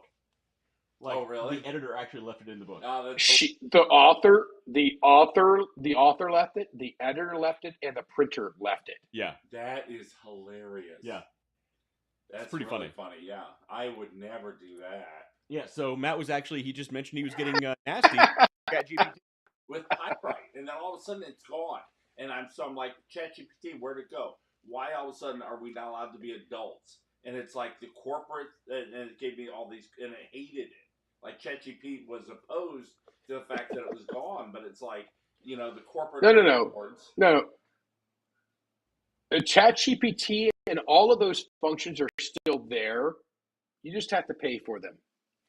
No. Dude, yes. Pyrite's gone. No. They are still. It may be rebranded, but it is the same as OnlyFans when they're like, OnlyFans said, you know what, we're going to cut down on the nudity on our platform. And then they realized, oh, that's where our money comes from. Let's go back.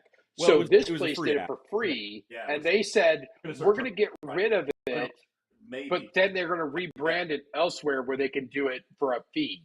I wrote some really complaints. So it's still there. That weren't smut based. Matt, look here, bud.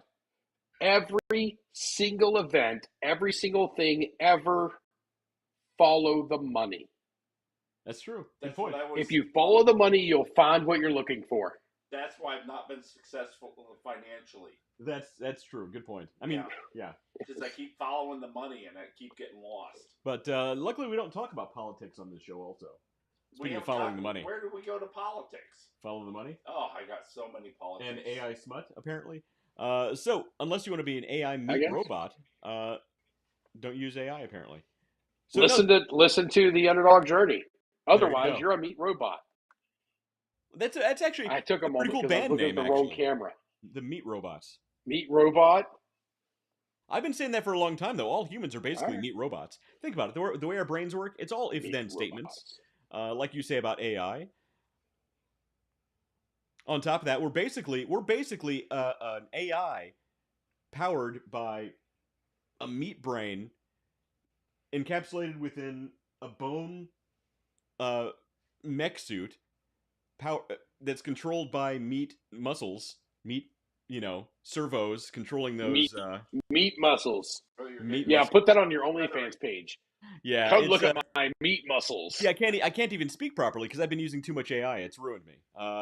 I basically am the meat robot they're talking about. I heard someone say synergy the other day, and it made me laugh. Yeah. So you have to drink. Oh, I saw this mysterious sphere in Colombia. I saw it. Yeah, that sparked. No shit, it sparked UFO talks. Right. So this is a real thing. Let me just pause this dumb video. I haven't seen anything on this. I have no idea what you're talking about. Hang on. But it's Colombia, and there's a lot of cocaine there, so who knows? Yeah, but not on camera. So mysterious sphere in Colombia sparks UFO talk. So basically, and I only picked this because it's from The Hill. It's an actually decent, not the best news outlet, but it's one of the news outlets. But The Sun, who I wouldn't quote, actually has photos of this thing. So once I can get rid of this dumb pop, so it's like a Chinese scientist. Well, so on the bubble, that's weird. On the bubble, scientists studying UFO orb that landed in Colombia claim mysterious object is alien after scanning with X-rays. So Colombia's very best scientists, the best scientists in Colombia, say this is a UFO, and you can tell by the photo, both of them, huh? Very alien-y, and not at all fake. Yeah. That doesn't look anything at all like Elvish that you could have seen in the freaking Lord of the Rings there. So apparently they did X-rays on this thing, and they can see that the interior is somewhat porous, and it has these weird little spots inside. That's the best they can tell from it. Those are alien spores, and we have movies that tell us not to open that sphere. Yes, there's little spots there. So apparently there's also video of this thing flying around. Now, wait. We gotta go back. Go back to that screen. I'm literally trying to scroll. Jesus, David. You can't scroll. Go back to the X-ray of the device. Okay, here we go. Does anybody know how an X-ray works? Well, yeah. So the most dense of the items in the X-ray are going to show up the brightest. Right. So that's those little spots. Doesn't the external portions of that look metal? I mean, it is supposed to be metal. So they're X-raying the metal? So they're X-raying the metal, which they're able to X-ray through. Right. This is not an ultrasound. They're X-raying through metal. Let's face that. And they have the resolution so tight that they can see these other things that have more density than whatever metal that made it through. And let's really drill down on this. That made it through our atmosphere without burning up the exterior of this, made it through our atmosphere, and plus came millions and millions and millions of light years from away and came here and no, this is bullshit. Well, Dave, that's Dave, this thing starts falling apart immediately. David, if it when can you travel put it under if the it can travel microscope. through interstellar space, I'm sure it can make it through an atmosphere. He's thinking so much like a New Yorker. He's with thinking no- so much like Yes, a New Yorker. it can. No, it can't. It can make it through an atmosphere, but that makes the external shell of the item so dense that there's no effing way that we're going to see what's inside of it. Not if it's warping space, David. My God, he sounds so. If so it's warping logical. Space, if it's warping space, it could be the consistency of cream cheese, and it could get through an atmosphere, David. Exactly, Dave. Oh yes, cream cheese. This device, which is made of cream cheese, in the middle of it, you can see the blueberries. Go back to the screen where you can see the blueberries David, that are those placed in capers. that. They're And capers, David. the ancient aliens that are coming back to Earth are sending capers and blueberries in this cream cheese vessel. Look, the very that has as much truth to it as this actual article. Look, the very in best the sun. In the sun. Well, this is actually from the first version of the article was from The Hill. It was also on CNN. Yeah. Fox did something on it. It was BBC also. Yeah. It's not just these two outlets. A few outlets. But Yeah. David, you're misunderstanding. Here's what you don't understand, David. The very best. No. If you're gonna do that, you gotta do it right. No, David. Here's what you don't understand, David. Dave. He's got no What you don't welds. understand. He's got no welds. No, what you don't understand. Sure, The very best scientists in Colombia say this is from outer space. They can't be wrong. On top of that, look at this photo. It doesn't at all look like these things were just dremeled into the surface of this. These designs were not just dremeled or not at all. Etched in there by hand. Listen, water, when they pour water on it, it boils off. And yet it's cool. Yeah, so what is the function of these designs on the exterior of the vessel? No. So no. Let's take a look at our starship. Let's take a look at our shuttle. Let's take a look at the Apollo program. Let's take a look at all of them. How many of them had random ass geographic and writing on the outside of them in this type of pattern, which covered, I'm going to go with about 10%, maybe 7 to 10% of the exterior space. Absolute bullshit. This is fake as can be.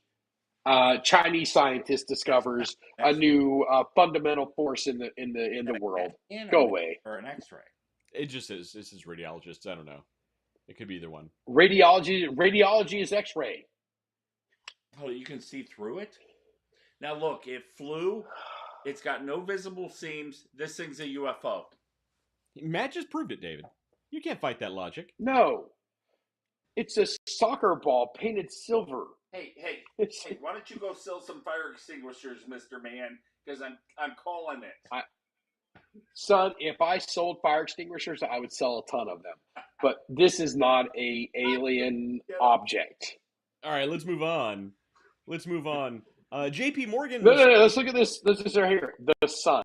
The sun. That's where your reference. It all goes back to the sun. Come on. Well, now. here, David. This is the hot sheet from Men in Black. So should I have brought up the article that was on CNN or Fox or the BBC? I have the one from The Hill here. I assume that would be enough. Yeah, I'm going to laugh at all of them equal. I'm going to laugh at all of them equally, especially when they refer back to the sun. So David, hey, hang on. I actually have to say something about this. I can understand you making fun of this topic.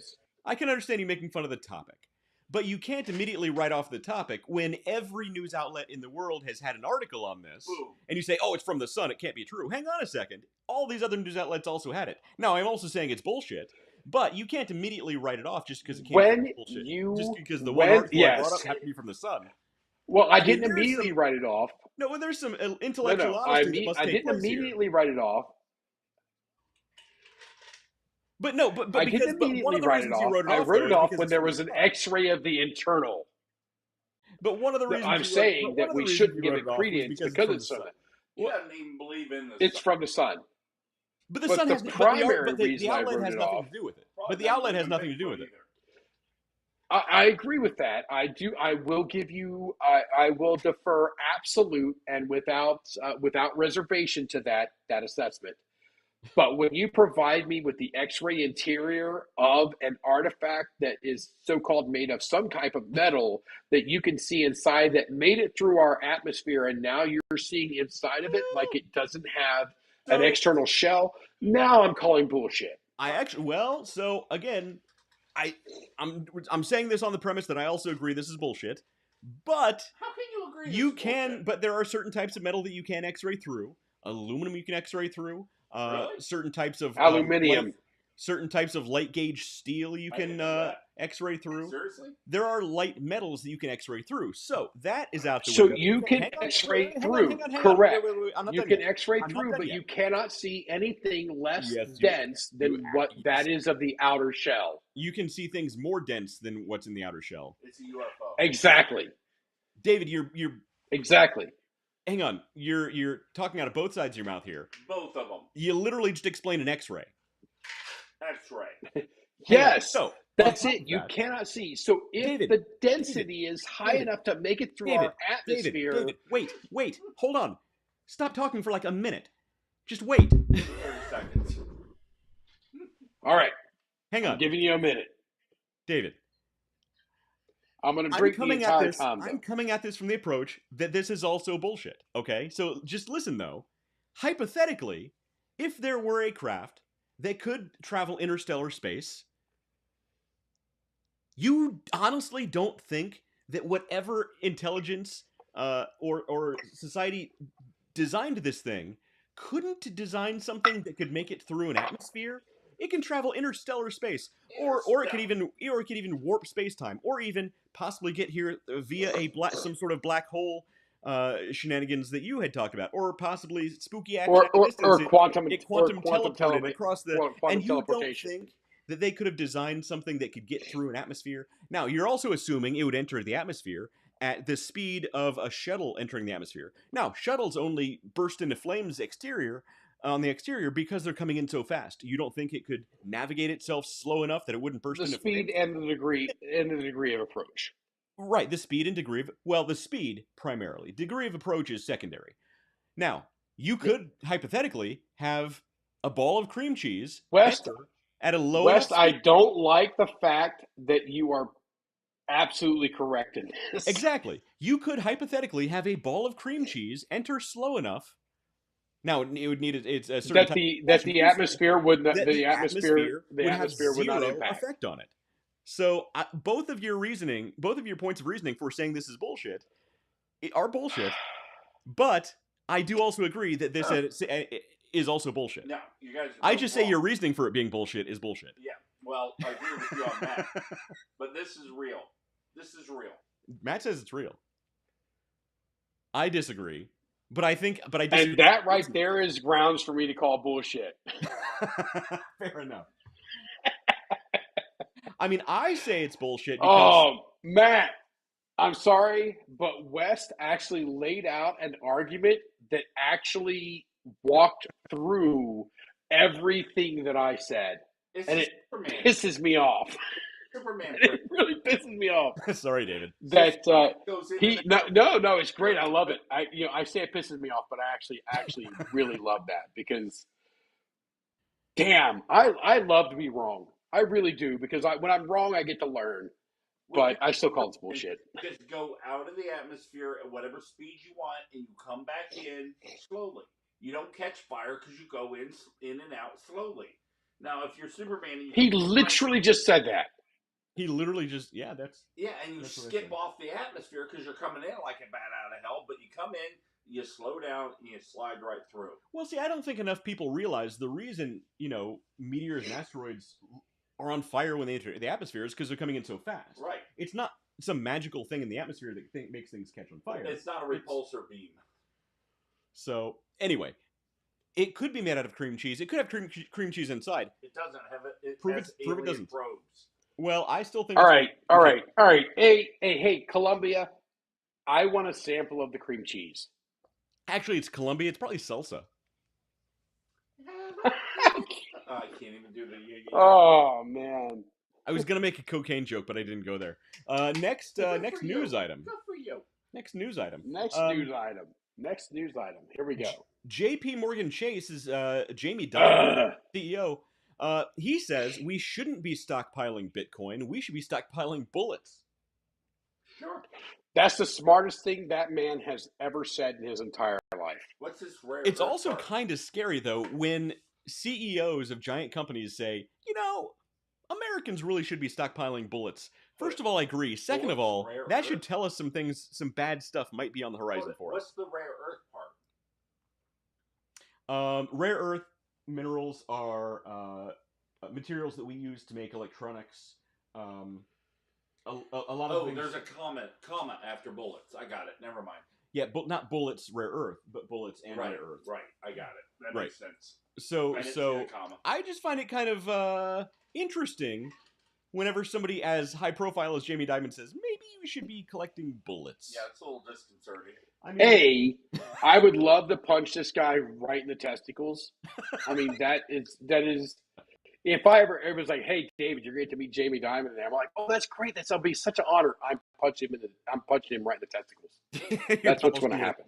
Brass knuckles. Oh, hang on, Jamie. I got to tie my shoe. You bend down, right in the balls. Jamie would see it coming because you don't believe Yeah. in pose. I don't know what you said, but yeah, sure. I bet Jamie believes Yeah. You know what? If anybody's a lizard person, it would probably be Jamie Dimon. Yeah. I don't mean that in a bad way. Yeah, but this guy's been talking for. He has been the CEO of J.P. Morgan for far too long. First of all, his time is up. He needs to move on. Well, he needs to hire me. Is what he needs. He needs to. Yeah, he needs to bequeath me all of his wealth. And no. I'm just saying. Even like Michael Eisner of Disney and the time frame, the change outs. And Robert Iger, and these big companies, they need to have new people in. Jamie Dimon's been there for a very long time. He's, a hated person. Let's just go with that. And I mean, to the point where I'm like, hey, if I ever get to meet this guy, Jamie Dimon, J.P. Morgan Chase's CEO, I'm going to be like, oh, thank you. I'm going to punch him right in the nuts. I mean, that's how it goes. That's exactly what I'm going to do on the news. Right in the testicles. Well, he's probably packing heat. Anyway, bullets. Well, yeah, I mean, he should be, but he's going to have to shoot me from a crouched position, grasping his testicles. After you punch because I'm going to punch him there. Yes, but I agree with him completely on this. The stockpile on bullets is not a thing, but rare earth. I mean, for the love of Pete, there has never been a time in all of history that you should not have stockpiled or assembled a collection of rare earth. Right. That is an investment. It's called rare earth. It's called rare earth, man. It's called rare earth, man. You're not enlightening anybody to anything. And if you are, those people are stupid and aren't going to make it. So it doesn't matter. And Bitcoin, the Simpsons called out the huge Bitcoin crash, which means it's coming. And I believe it's going to come with a Willow chip. Man, I think, I agree. AI and quantum computing it's going to eliminate Bitcoin. So here's my prediction for Bitcoin. Right now, I forget how many hundreds of billions of dollars are completely lost of Bitcoin. They're either in wallets that people have lost the code to. The passcode to. They are just tied up elsewhere and people have forgotten about them. There are hundreds of billions of dollars of Bitcoin that are just lost forever. Here's what I anticipate. Which means in theory, they cannot be touched. Those hundreds of billions of dollars can't be touched. In theory, but all it's going to take is a good AI and quantum computing to crack those, to crack the Bitcoin code. Somebody's going to collect all of these. They're not even going to steal from other people. They're going to take these things that are just lost to the universe. They're going to take all these Bitcoins, these hundreds of billions of dollars. They're going to do a mass sell-off all at once. All of Bitcoin's going to crash. It's going to happen. Well, that should be me. Absolutely. Because once it cracks that, it can. So if it can crack the uncollected, that means it can crack yours. And that's it. And But here's the thing: they don't want to steal. the idea Right. is it's based upon mathematical scarcity, Right. and when it's no longer scarce, Right. So that's it is De Beers. It's De Beers. right. Okay. So Ooh, I didn't even see that coming. De Beers. what's Okay, can you talking take about it the from there? diamonds? Okay. The diamonds. So De Beers had the market and the value and everything, was able basically to set their price. And it wasn't based upon the value of the diamond. It was based upon you, 2 months of your salary to a diamond.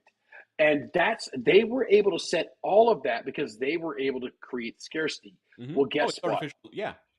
We found out that the diamond scarcity is fake, and we can create lab-created diamonds under high pressure and electrolysis that are identical. There's absolutely no way to. I mean, once a diamond, basically the carbon atoms are aligned in a conformity path. You know that they just. It's clear. There's no way to tell it apart. So, are you scarce? Right. So the scarcity You were never scarce. Right. So the Yeah. scarcity is what brings the And value. the value of Bitcoin. And when you have a computer that can break the so-called Right. scarcity band, done. Well, it's but gone. so here's why my prediction is that they're not going to steal other people's Bitcoin. They're going to take these lost Bitcoins, right? Because the second that word gets out that somebody's wallet's been cracked and hacked, and somebody's taking taking Bitcoins from private wallets, right? Everybody's going to assume, oh, this thing is over, and it's over before they can sell all the stuff off. Bitcoins have no inherent value. There's nothing tangible about them. It's just code, right? So what they're going to do is, what they're going to do is they're going to take these lost Bitcoins and they're going to do a mass sell-off, and then it will become evident to everyone that the Bitcoin code is cracked because they need to sell them while they're still worth something. They can't do that if people start sniffing out that wallets are being hacked into. I got 2 words for you. Well, 3 words, I guess. The Dark Knight. And look, I think the Batman movies had some really interesting plot points. Some men just want to see the world burn. That's if true. it fell to me, if it falls to me, and this is straight up right here, live on the internet. If it falls to me, if it comes to me, and I'm able to push the button, I'm pushing that button so fast, right? So fast. David, that's true, but just to watch all these people panic, because they put their faith in something that was completely intangible. I agree. And had a finite end. The finite end from the time of cryptocurrency was the time that the mathematical scarcity was no longer a scarcity. I agree with you, but that's all you've bought. Nope.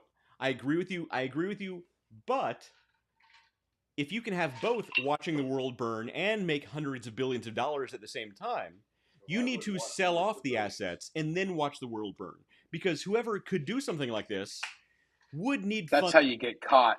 Nope. It doesn't matter if it's international. They would need funding to pull this off. They need funding for the quantum computing. They need funding to develop a custom AI that's able to do this. They need funding to do the research to track down all of the lost Bitcoins and find out what's lost versus what's in active wallets, right? It takes time, it takes money to do all of this stuff. And guess what? Here it should be the next James Bond movie, or it could be another Mission Impossible movie, something like that. Spy movie. Oh, the next James Bond, if they don't screw it up. Amazon, call me. I got ideas right now. Let's make it happen. Whoever does Amazon, Jeff, Jeff, Jeff Bezos and I are like, he has no interest. We're not as tight.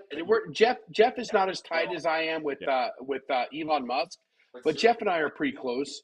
Jeff, give me a call. We got some things to talk about. My God, that's a great name.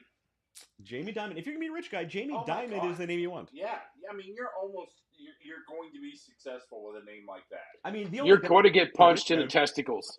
Yeah.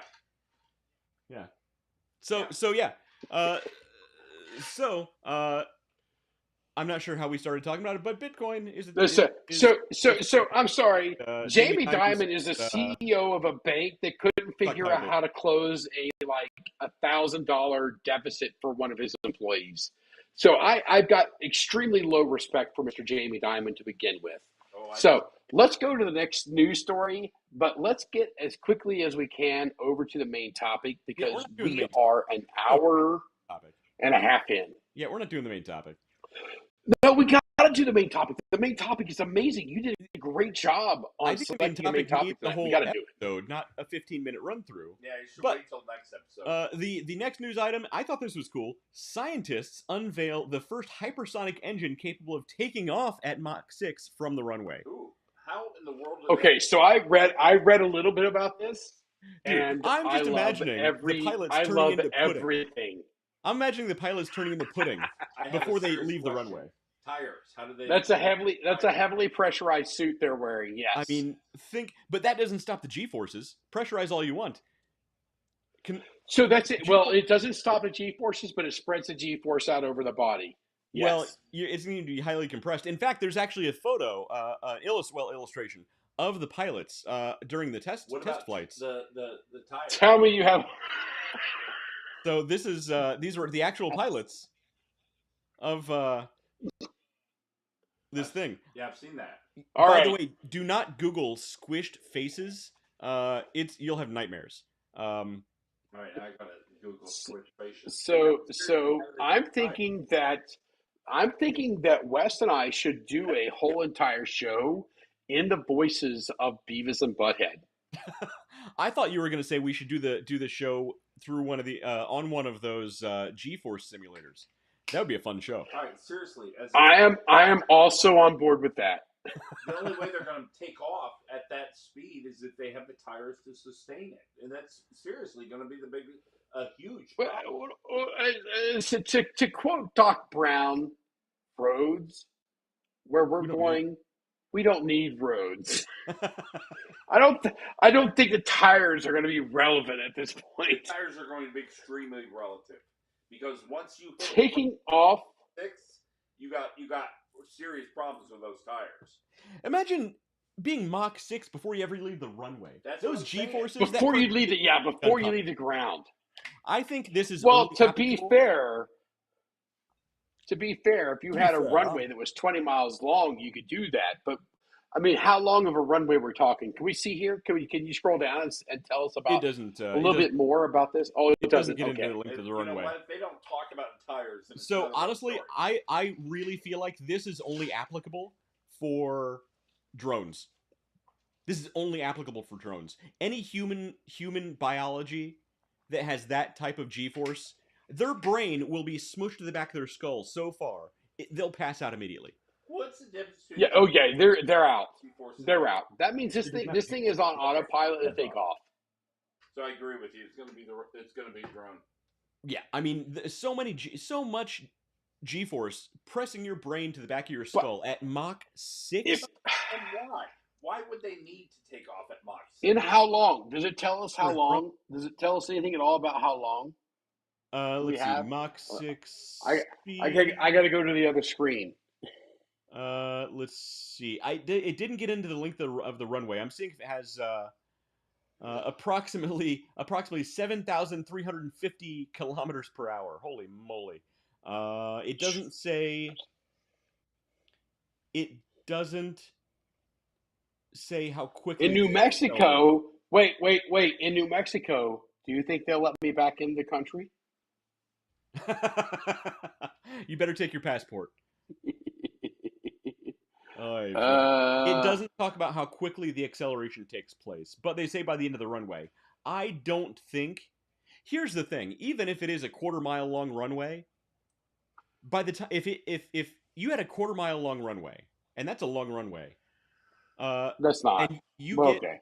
But you get up to Mach 6. Okay, half a mile long runway. Let's say you have a half a mile long runway, and you get up to Mach 6. So a standard. Okay, so just to give you a reference, a quarter-mile track on a drag strip to do quarter-mile timing is a mile long.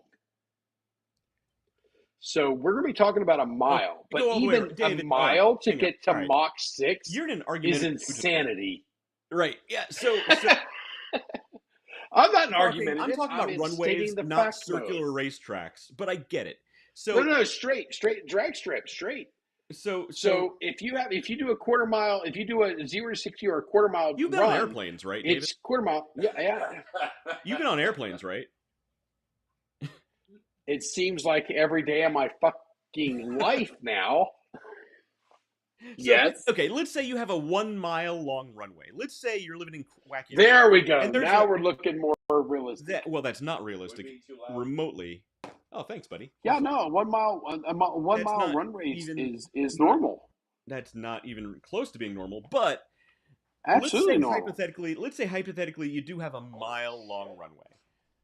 By the time from to get up to Mach 6, even by the end of that runway, you're enduring so many G-forces. Your skull, your brain will be mush on the back of your skull. Mush. Mach 6. Yes, and that's what we're looking at. Let's say. Oh my God. So. That was good. Oh my God. These are the best things ever. What's happened? He's eating. So Locke, for some reason, is still awake and brought me some chips. Yeah, they're Miller Lite grilled beer brat. Pringles, and they're pretty good. Oh my God, they're so good. Yeah, pretty good. Hey, Locke. Oh. Dude, where you at, bro? Fine. All right, you can take them. It's fine. I want some Miller Lite. I want some Miller Lite grilled brat Pringles. They're pretty tasty. They're not as good as Giovanni's Pizza, but what is? There's nothing good as Giovanni's Pizza. Well, I mean, there is, but there's nothing that we can talk about online without going to an OnlyFans page that's as good as Giovanni's or Matt's Pizza. ChatGPT. Yeah. Yeah. But so that's my theory. I think this is only applicable for AI-driven drones, probably on. Let's say hypothetically we went to war with another country whose Mexico. name rhymed with a part of the female anatomy. Let's say we went to war with that country, and labia. and let's say we needed to launch fighter drones armed with nukes as quickly as possible. You're going to put those nukes on a drone that can take off at Mach 6 by the end of the runway. Drop the drone or drop the missile. Go. Oops. Dan McDonald's watching. He says, eating Underdog bourbon and bacon dog treats. I'm surprised Matt hasn't for a back by. Dude, so, all right. Bourbon, all right, by the way, Dan, I just caught that. It took me a second, Dan. Bourbon and bacon dog treats. That would be awesome, but I think I would get in some trouble for feeding a dog bourbon flavored anything. Bourbon sounds awesome though. To be fair, I think you need to make that. I am exceedingly excited. Yes, I said that correctly. Exceedingly excited about bourbon bacon flavored dog treats. Bourbon. I think that would be amazing. He dips the apple bacon in his bourbon. So it's so good. He literally does. So good. By the way, Dan was talking about the country that would rhyme with a part of the anatomy. He says Dolores. Great reference, Dan. Dan's the only one who got that. Clitoris. You said it anyway. There you go. I love female body parts. And that's why ChatGPT. But can you find it? Well, I got a map. That's ChatGPT won't talk to him anymore, so he's having a hard time. It's like indeed.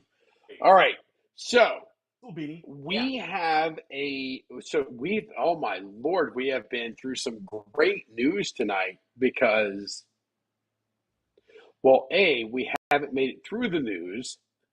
There we go. That's how it works right there. Yeah. Those are the pilots looking for the clitoris right there. I'm gonna Google smush faces.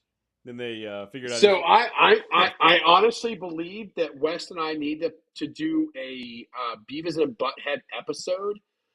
The key is which one of us is going to be Beavis and which one of us is going to be Butthead. That would be rough. I would need some serious bourbon for that one. Yeah. Beavis and Butthead skit. Dan says softball pitch to Matt. Yeah. For all I your don't watch serious SNL. bourbon needs, we have Eagle Rare. Eagle Rare. Call us when you need serious bourbon. Yeah, it's Eagle Rare is one of my 2 favorite bird themed bourbons. It's Eagle Rare. Yeah, it and Old Crow. I love it. All right, so we do have a little bit more news. I think Matt's gonna like this one. This is from NBC, so maybe this will be a good enough news outlet for David. He's kind of a news snob. Sydney Sweeney is selling soap that contains her actual bathwater. I don't know what any of that means. Who is Sydney So Sweeney and why should I care? A Sydney Sweeney. She looks like in that video right there. She looks like the skater, a figure skater. She's Sydney Sweeney's a figure skater. She's an actress and she's famous for a couple reasons. I can't. Okay. Is she the one who does a lot of nude scenes? She's 27 and she does a lot of nude scenes as a teenager. So I can't imagine why she's famous. But somebody actually thought it'd be a good idea to put her bath water into actual soap. So from Dr. Squatch, you can buy. From Squatch. Sydney's Bathwater Bliss. Ew, gross. I kind of dry heaved a little bit when I first heard it. I pee in my. If I'm taking a bath, I don't want another person's bath water in my bath soap. Real. Because you wash your butt in the bath. It's not. This is a real thing. I always yeah. Shower after my bath. And you should. Yeah. You're basically. So I have a jacuzzi with the bubbles, and I will openly admit I use the jacuzzi with the Epsom salts and the bubble bath, and I use that a lot. But you know what I do beforehand? I take a shower. I take a shower before I get in the bath, because otherwise you're just getting into butt soup. You know what? Well, that's a good point. You should take a shower before and after your bath. I am not. I'm okay with that. So Dan McDonald says he farts in his bathwater. So does Sydney Sweeney, and that's why people are buying this soap apparently. No. Dan also says best used down under. Best used down under. It's big in Australia. So Sydney Sweeney. Big in Australia. I personally think where they don't have overrated. sex. I think she's overrated, but she's famous for a couple reasons. I have no idea who this chick is. All right, Bo Derek's the most beautiful woman ever in the history of ever.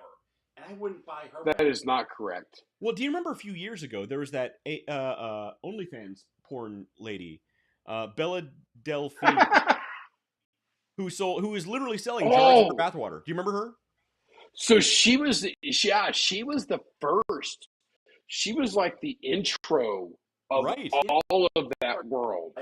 Now she's disappeared off the face of the planet probably because of AIDS, but she was the first person to kind of get into that. And from a business standpoint, you are always in awe of the person who says, "Hey, there's a market here that nobody's seen before. There's a vacancy or a vacuum." They took advantage of that, and Belle Dauphine was one of those people. I don't know if that's how you pronounce her name. I didn't really care too much. She was the first person, and she did the whole cross-eyed thing. Oh, it was great. Cross-eyed with the tongue sticking out thing? I think you guys have done your homework on Bella Delphine. I don't know who that is. Oh, wait, no, I do. Yeah. Matt knows. He has ChatGPT. So I know who she is. I don't have a clue. I don't have a clue who this chick is. Oh, she's just a Bella Dauphine wannabe. But here's the thing. Why don't we create an AI girl and create an Instagram with the AI and then sell bathwater? You know, I thought you were going a different direction. I thought Jesus, Mary and Joseph, Matt, that is the best effing idea you've ever had. Well, I actually thought he was going to. I'm saying yes. No, West. I want you to shut up right now. We're in this, Matt. Put it together. All right. We're making this happen. Let's do it. Yes. I thought he was going a different direction. West, we're going to be rich. I thought Matt was going to say we should make an Underdog Journey bathwater and sell that. Ooh, that's an idea too. You could have we should put a dog. Okay, we will do both, and then in a year we will review who did best. Matt said we should put a dog treat in each one, and I let him know that by the time the water got to people in the mail, that would not look like a dog treat floating in the water.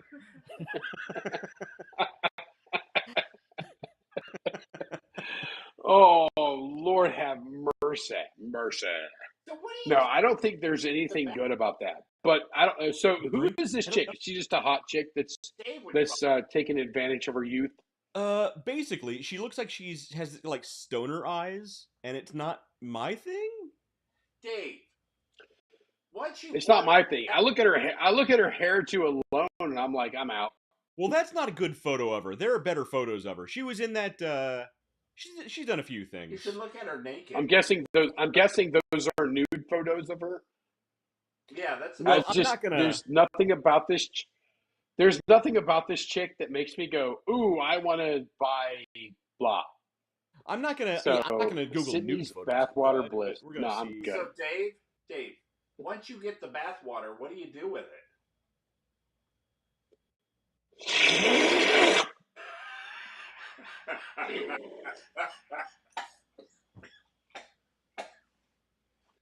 Oh, and I'm seeing spots. So I mean, there are better photos of her. I don't think they use the best photos of her, but I think she's overrated. Okay, so I'm looking at all of the photos. I'm looking at all the photos here. I'm going to agree with you. I think she's overrated. She's vastly overrated, but she does a lot of nude scenes, so that's why the Oh, okay. I'm assuming. Okay, all right. So who was the chick back in the early late '80s, early '90s? Bo Derek. Who? No, it wasn't Bo Derek. That was older than that. Bo Jackson. That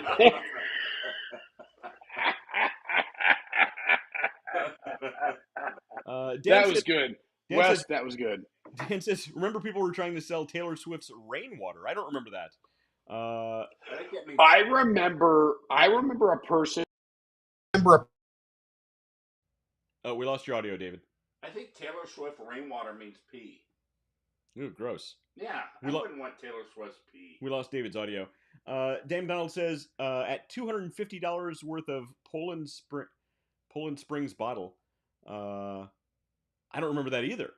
So did Amber Heard.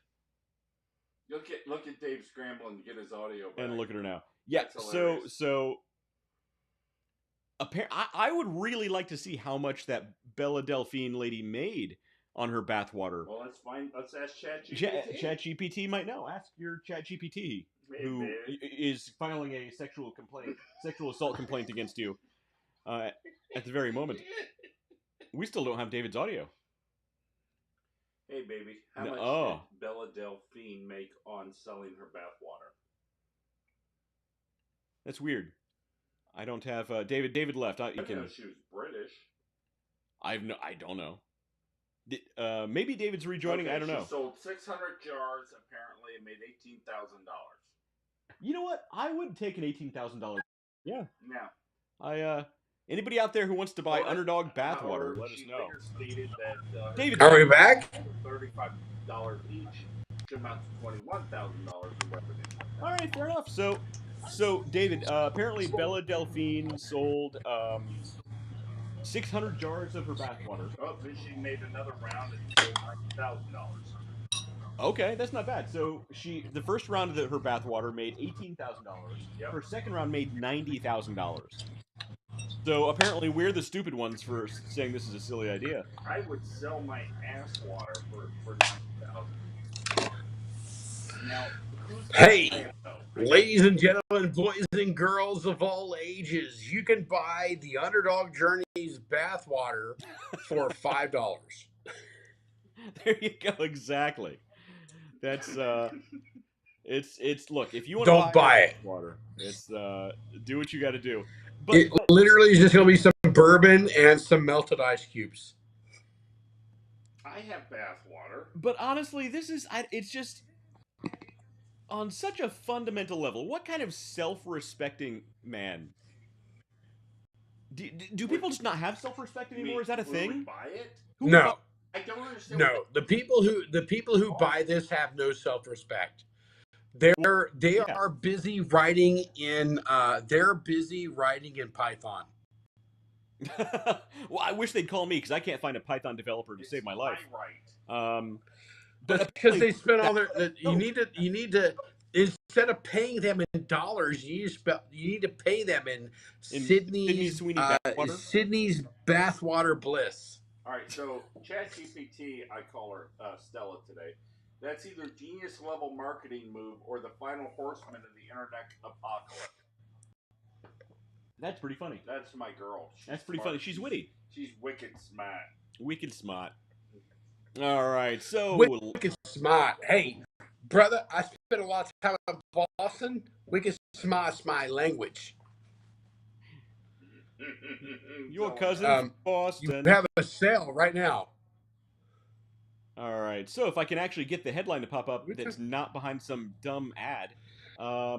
Let's see, last piece of news. Gen Z is signing up for Adulting 101 classes because they can't handle basic life skills. Oh, God, I want to teach it. I want to teach it. I want to teach it. Adulting. And this was actually going to lead into the main topic that we're going to save for next week. I want to teach it. I want to teach it. I want to teach it. And this is actually true. Think of all the grown-ass people who don't know how to change a tire, who can't change a light bulb, who can't rewire a lamp, who can't... Think of all the people who can't sew a button back onto a shirt. I don't know how to do that. I know how to think of all the people who can't... ...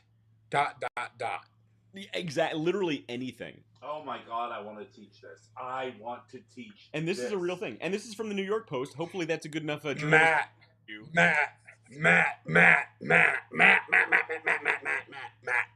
Listen here, bro.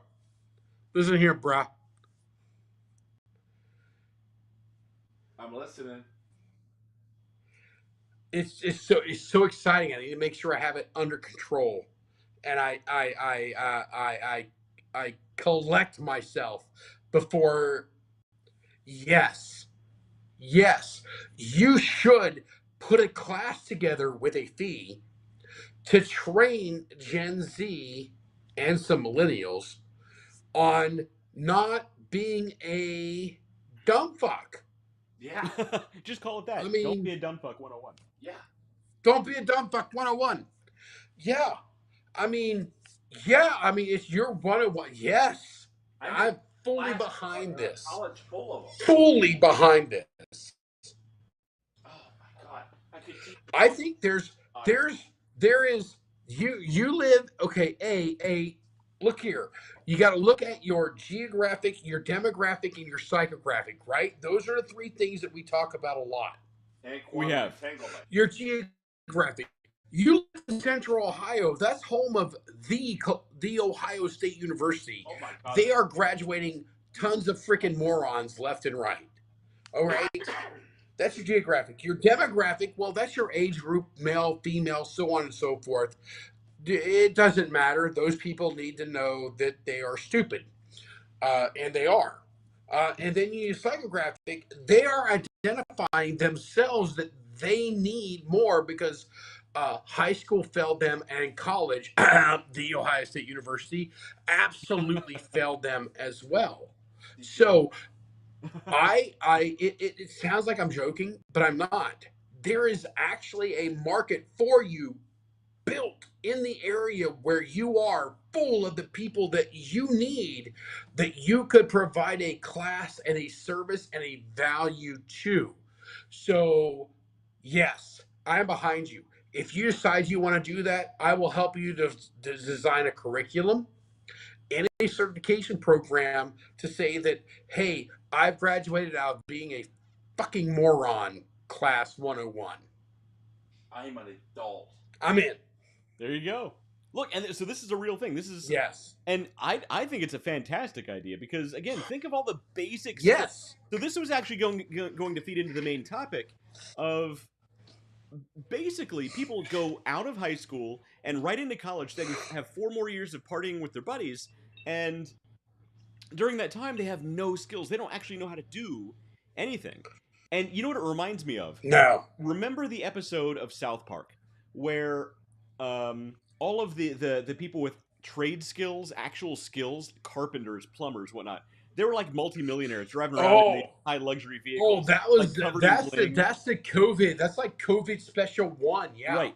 And then all of the people like with college degrees who are like Stan's dad's a geologist. They're standing out in front of Home Depot. Hey, would you like some Do you need geology? some geology?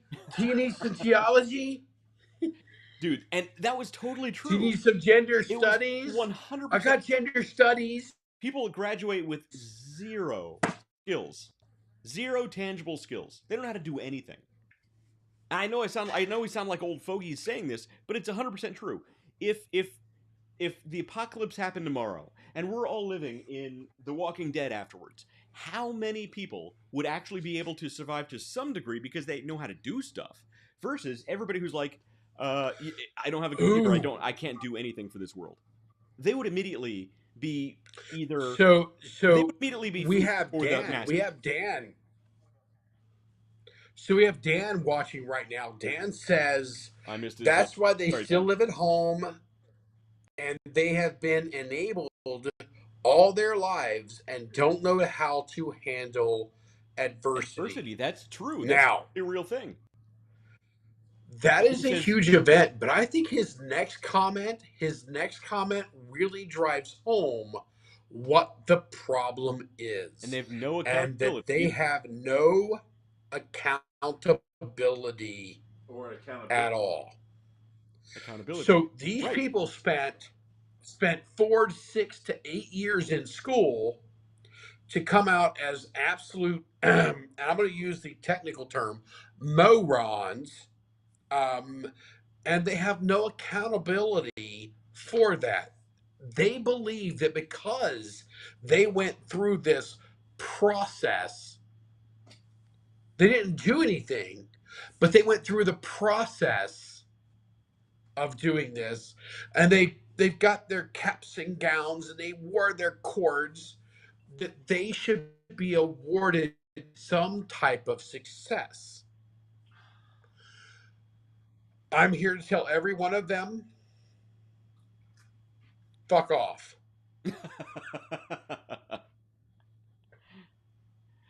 But you know what? I mean, to be honest, can you say in a better term than that? No.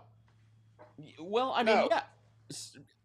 I don't think I would be as combative, but I totally agree with you. People come out of these schools with zero life skills, zero ability to actually do something tangible, and if when push comes to shove, you know, you don't have Google or YouTube around to tell you how to do something when a random, very, very easy task arises, this could be a real problem. You need an Adulting Yeah. 101 class, and that should be, Adulting 101 should be a mandatory class for every grade from kindergarten up through by the time you graduate with your PhD. Yes. It should There be should be. mandatory. I'm not going to go kindergarten because I'm Kindergarten. one of those people, and I go against some of the social norms.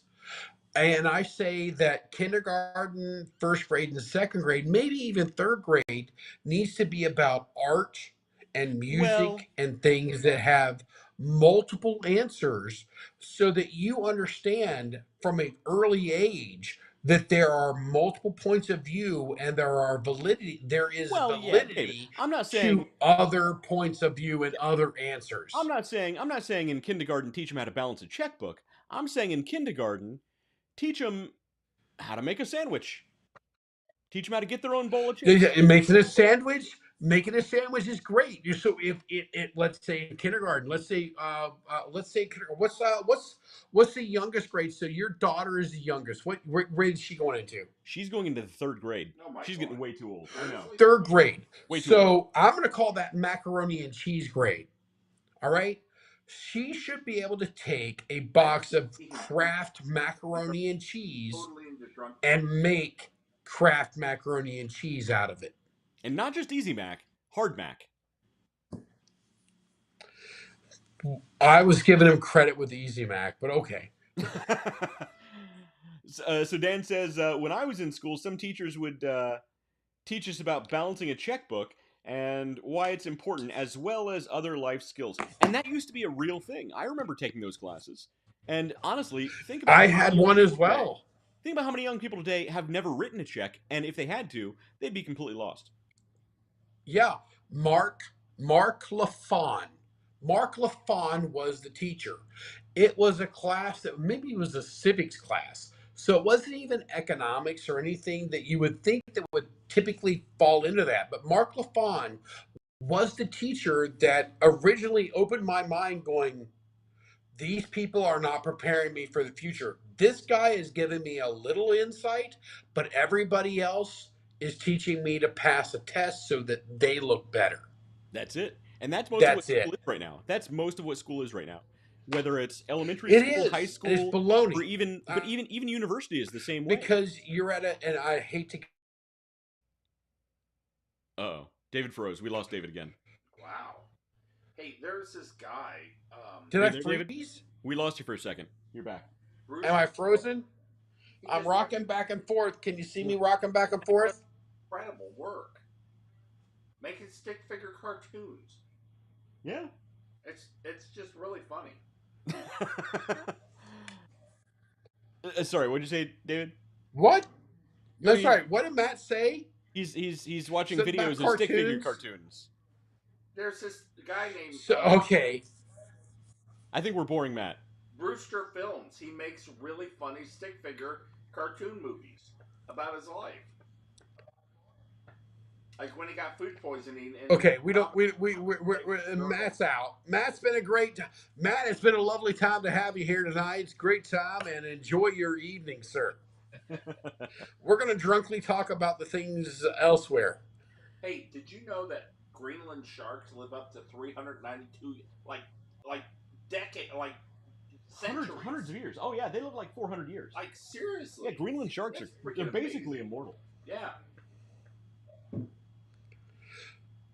That's this kind of show today, David. This is what we got ourselves into today. I guess. Let's see what Dan says here.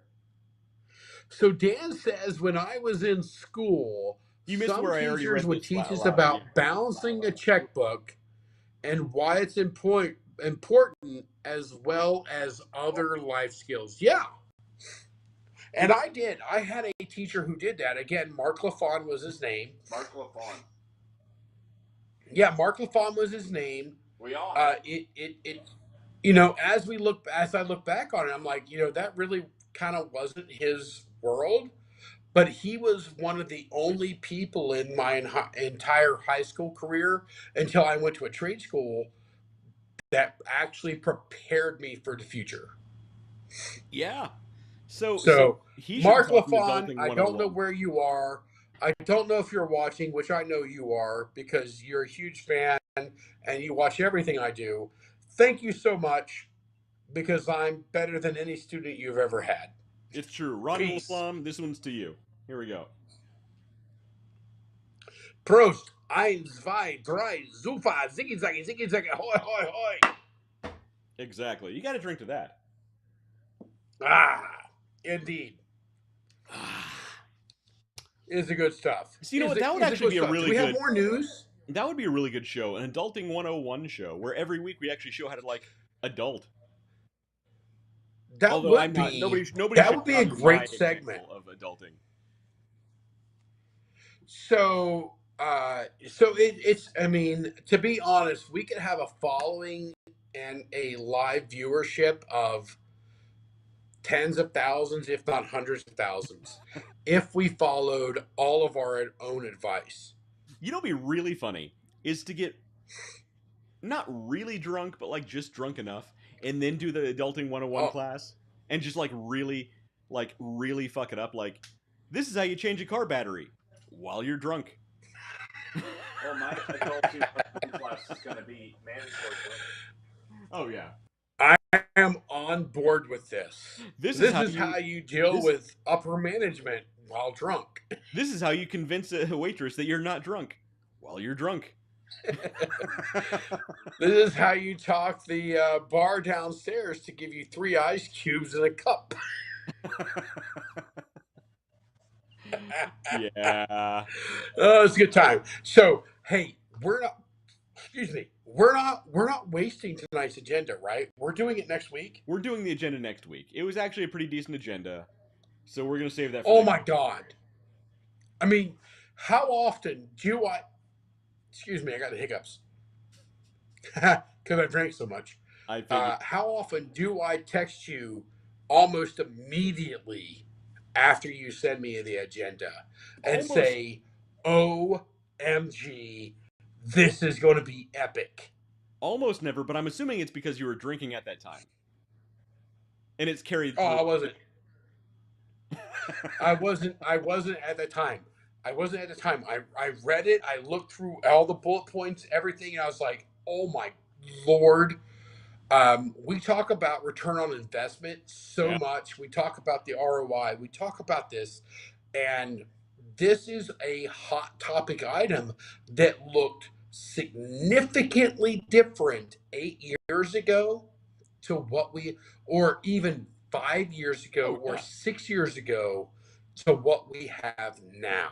Oh, and then you bring in, AI and the how superfluous important information is to just living life on the internet. The idea that, okay, I'm not going to get into it. I'm just saying the landscape is very different today than it was a few years ago. I would say even 2 years ago from today, 100% different, primarily because of AI. Yeah, there's significantly so there was a change, there was a paradigm shift 5 years ago. Yeah. Then there was a, I don't know if I'd call it a greater, but a enforcing paradigm shift Hmm. just a year ago. Yeah. I Exactly. mean, it has grown and grown and grown.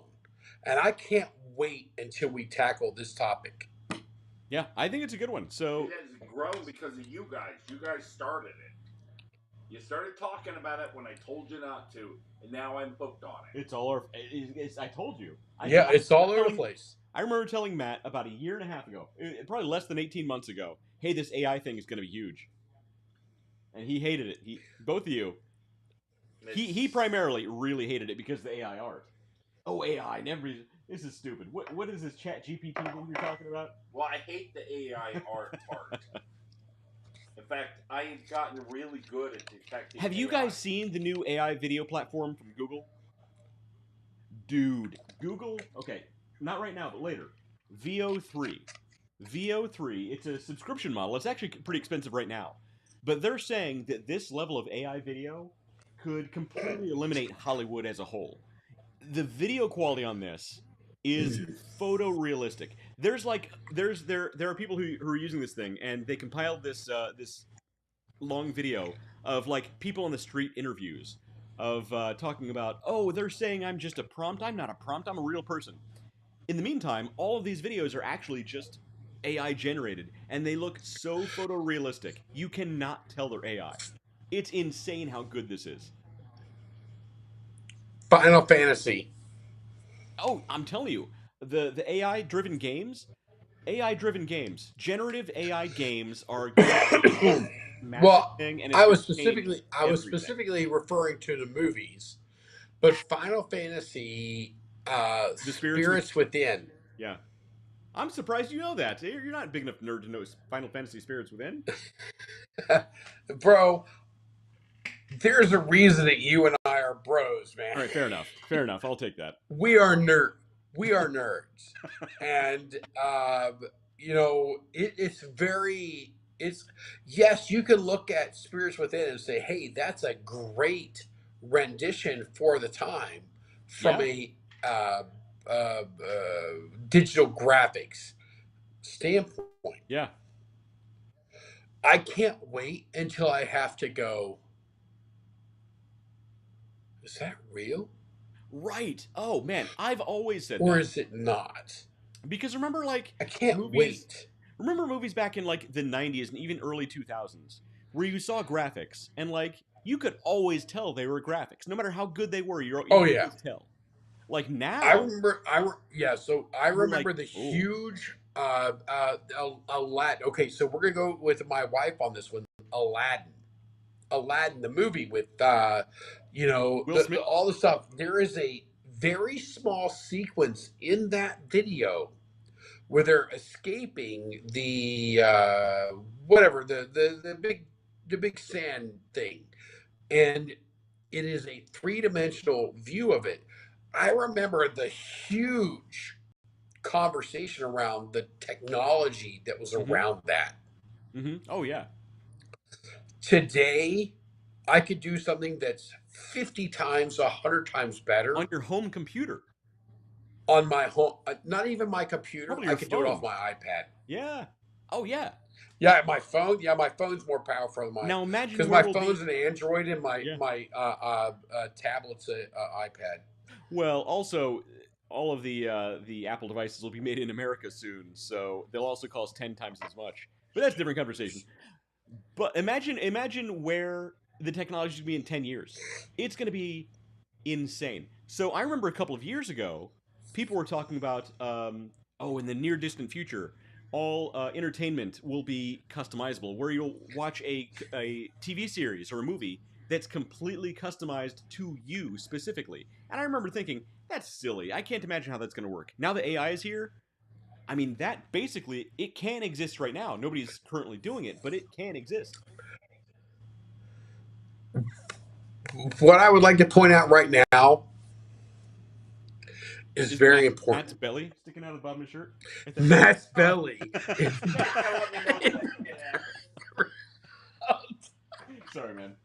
Thank God no one watches this. yes, he is. He's all back there like he's all back there like a '90s dad with his belly showing. Sorry, man. I had to point it I'm glad you did. out. Oh, you got a thumbs up. Oh, the fact that you were there with me, it was great. Oh, it's 10:20. Holy crap! What I told you. happened? Chicken sandwiches, David. Chicken sandwiches. Chicken sandwich. Okay, so That's what Subway. happened. Subway buys out for $1 billion. A billion with a B Dave's dollars. Hot Chicken. Holy moly. A billion dollars. A, terrible investment. Terrible investment. B, terrible business plan. So I have a question. I have a question for you, though.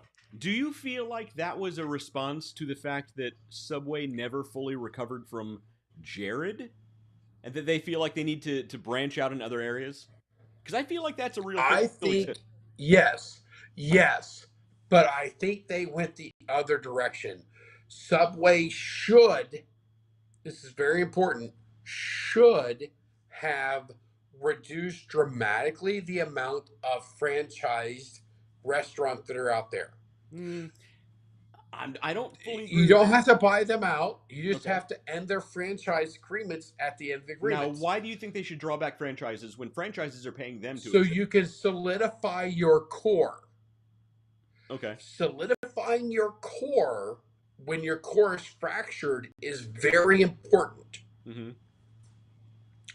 They have a fractured core. And they have a fractured core over here, and then they're going into a highly competitive and highly, I'm going to use the word fractured, it's not the right word, but a highly fractured market of hot, spicy chicken sandwich world. You are competing with the likes of Wendy's. You are competing with the likes of Popeye's chicken. You cannot compete with those two. Yeah, the You chicken can't market was compete with bad. one of them. The chicken market You was can't bad, compete yeah. with one of them, let alone two. Right, exactly. It's a terrible move. By the way, Dan McDonald says Terrible move. Dan McDonald says, yeah, the footlong took a different meaning after Jared. Bro. Too soon? Well, when we're talking about children, yes. Yeah. So, but getting into the chicken market was a bad idea. They can't compete. They just can't. They Plus, can't. Dave's Hot Chicken, unless they change the menu completely, drop the price on a few things. Now, you know I'm not an advocate for dropping prices, but in the fast food market, a little different genre. They can't succeed. Yeah. They're not gonna. That's a bad investment. And I think you actually were onto something with your earlier point earlier in the show, where their plan is to make bank from franchising the heck out of this thing, getting all the franchise fees, and then selling out maybe to private equity. That's possible. Okay, Matt, I'm giving you a business idea right now, and everybody who's watching right now, I'm giving you a business idea for free. A Buy consultant no. agency to combat against bad investments, specifically around franchises. You know something about that? The franchises of Subway and Dave's Hot Chicken right now, not good. Negative. What if it turns out to be a good one though, and we're Not gonna all happen. missing something? Have you ever had Um, anyone to say, "I love"? no, No, no. no. How many? Okay, okay. No, no, no. I'm gonna go. I'm gonna go even more. Matt. Look at me right here, right now. In all the arrogance that I can muster, how many times have you known me to be wrong? God, it's like he's on, like I'm on LSD looking at him. He's just freaking me right the hell out. If we should do this Yeah, show, it should be. that'd be really fun. It should be. How many times have you known me to be wrong? Twice. And the bottom line is, you've got Church's Chicken right Well, there, Dan right there. McDonald's, There's Church's Chicken. You've got Chick-fil-A, Chick-fil-A. You've you got got all Cane's, of these other people in this market. KFC, and Kentucky or no, Kenny This Rogers. vertical is well saturated.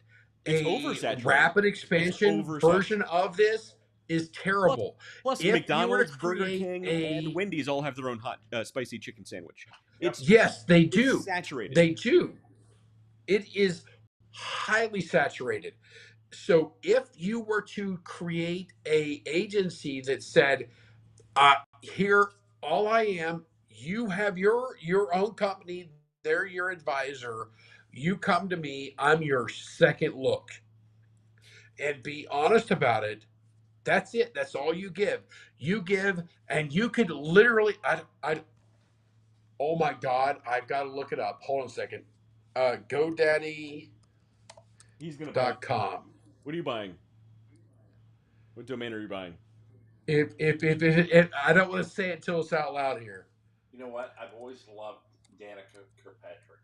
Danica Patrick? Yeah, Danica. The GoDaddy lady? Yeah. She's just so hot. What brought that up? Well, every time he says GoDaddy, I can't help but think of her. Oh, fair enough. Yeah. She did have an incredibly flat butt. She also has a weird walk. She Really? walks like she just rode too long on a horse. Well, she is a NASCAR driver. She's like bow-legged. Okay. It gets a little rough on your thighs. Fair enough. Dan McDonald says, "Where's the pork fast food market? The other white meat? Oh my God, that's There's a good point. got to be something there. Look, That's Dan, really a good point. I'd go for a pork chop sometimes. A fast food pork chop. Yeah, fast food pork chop. I'd be into that. Every now and then, just get a pork chop. Right? Yeah. They do that. They could do like lamb chop lollipop, like a basket full of lamb chop lollipop. All right. Look here. Food. I'm hungry now. That was a good point, With man. onions, yeah. Dan and Matt, you guys got some good points. Let's run him off the road with the car, and then we'll steal his ideas. What did you just Oh buy, David? shit! So somebody's all over this, but there's some variants of it available called devilsadvocate.life. That website is available for purchase right now. So .com was taken, I assume. Devilsadvocate.life. Okay. You are the world's second opinion. Dan McDonald says, Matt, you know the owner of GoDaddy owns the Bunny Ranch. I did not know. I did not know that. What's the So the Bunny Ranch, for It's those of you guys who don't know, the Bunny Ranch is a brothel outside of Las Vegas. That's what I just said. Yeah, that's awesome. Good for them. It's, you know what? It's everybody loves a good red light district. If I were a whore, that's where I'd work. Everybody loves a good hand job. Man, I would really think being a whore would be a lot of fun. All right. So speaking of back to that's gross. Back to Subway. I gotta compete with that, David. Jeez, Louise. That's the. I was actually curious to how you were going to respond to that. This might be the first episode that I delete from the show. That we make like all these different sex sounds. I believe it. Like this one. You should do A I did not know that the owner of GoDaddy owns the bunny ranch. I actually did not know that. Also, in breaking news, Matt is going to start his own ASMR channel. That's going to happen. But so back to. But you fuck one goat. Exactly. So Subway, I'm actually kind of not surprised they're making weird choices like this. There's a show that you guys have to look up. It's really hard to find because I think the people who are on this show sued the hell out of the producers. Is it the naked dating show? It only had one season. It's called The Pitch. Okay, The Pitch. Oh, I remember that. Yeah, I don't think you saw this one though. Did you see it? I just remember the show commercial. The Pitch. It was on AMC. It was for like one season, and what it was is a marketing agency. It followed marketing agencies that went into a company. So it followed the company, and two competing marketing agencies would pitch ideas for who had the best marketing campaign this company could go for. One of the episodes focused on Subway. They had two marketing agencies come in and pitch their ideas. They picked the most dumb-ass campaign in the history of time. And so part of the problem was the show made everyone look like complete assholes. It made the company owners look like complete idiots. It made the agency owners look like moron assholes. Everybody looked bad in this show, and it was genius. As a marketing nerd, I love this show. I'll go back and rewatch it just because I love the behind the scenes. Because when you work in that world, you realize people are dumb assholes in all of these areas. You got to go and watch this Subway episode, and then you realize, oh, this is why they're making dumb choices, because they're dumb assholes. Honestly, go and watch The Pitch if you can find it, and because it's been pulled from most streaming services. It's hilarious and awesome at the same time. I've got it pulled. I've got it pulled up on the Googles here. Oh, Matt, you taking it off to look at season 1. Thanks for stopping over. Yep, we'll see y'all later. See you later. Matt, are you wearing shorts? He's wearing a suit jacket and shorts. Yeah. That's a good look for you. The blazer, I like it. Really is. You got to wear that more often, man. Yeah. It's You good. really look It's good. good. It's good. It's good. When he leaves, let's make fun of him. Well, I fully plan on it. I make fun of both of you. I just sit here by myself alone in my basement just making fun of you guys. Oh, you should. Oh, my Lord. Dan then says, and when GoDaddy was first rolled out, they were afraid porn ads would be a side streamer on the websites, and that actually happened a lot. Shark Tank took over. And then David Leffingwell, whoever that guy said, he said, Chico Wowo. Chicken wow wow. Got it. That makes sense. There you go. That works. But no, watch The Pitch. It's all good. And Subway. Watch the Subway episode, and you'll realize why they're making bad choices now. I blame leadership. Yeah. I struggle sometimes, and because I'm a student of some of these historical misses, and I've talked about Sony.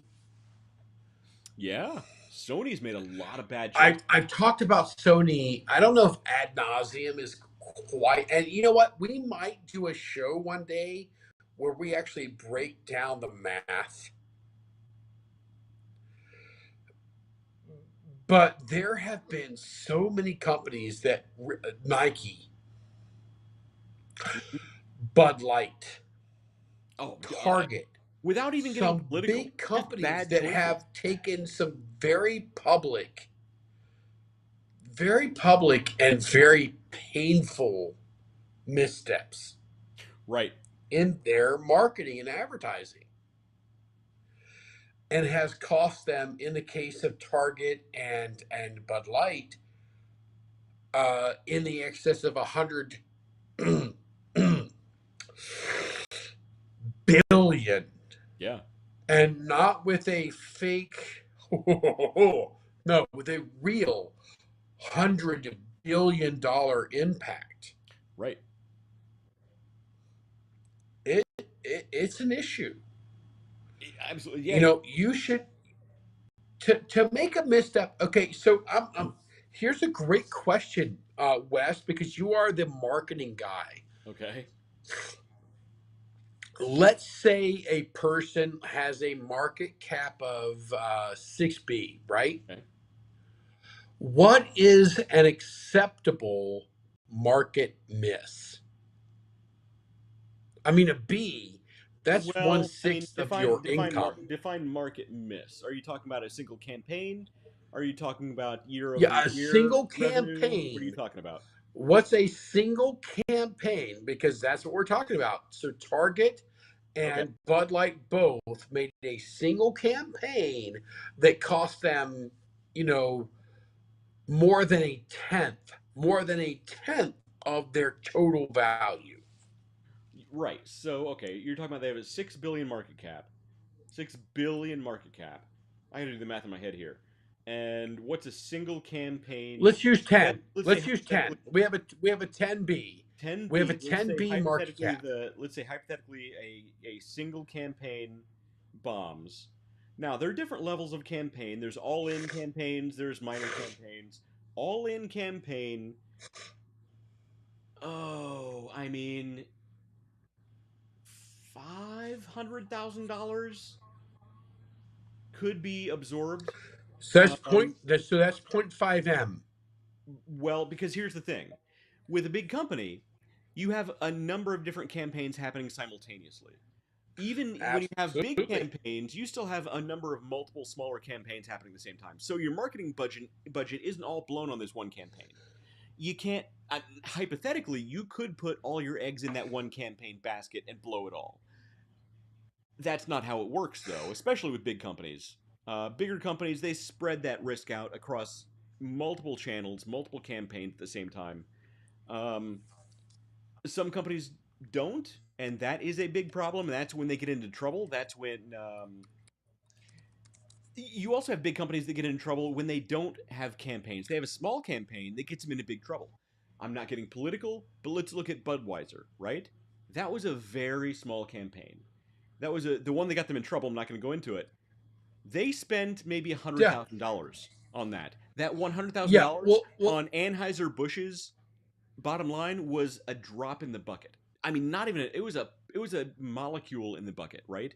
But that it one was less than a campaign, rounding error. right? But that one campaign got them into big trouble. Versus, Yeah. let's say you have There's Kellogg. a that was a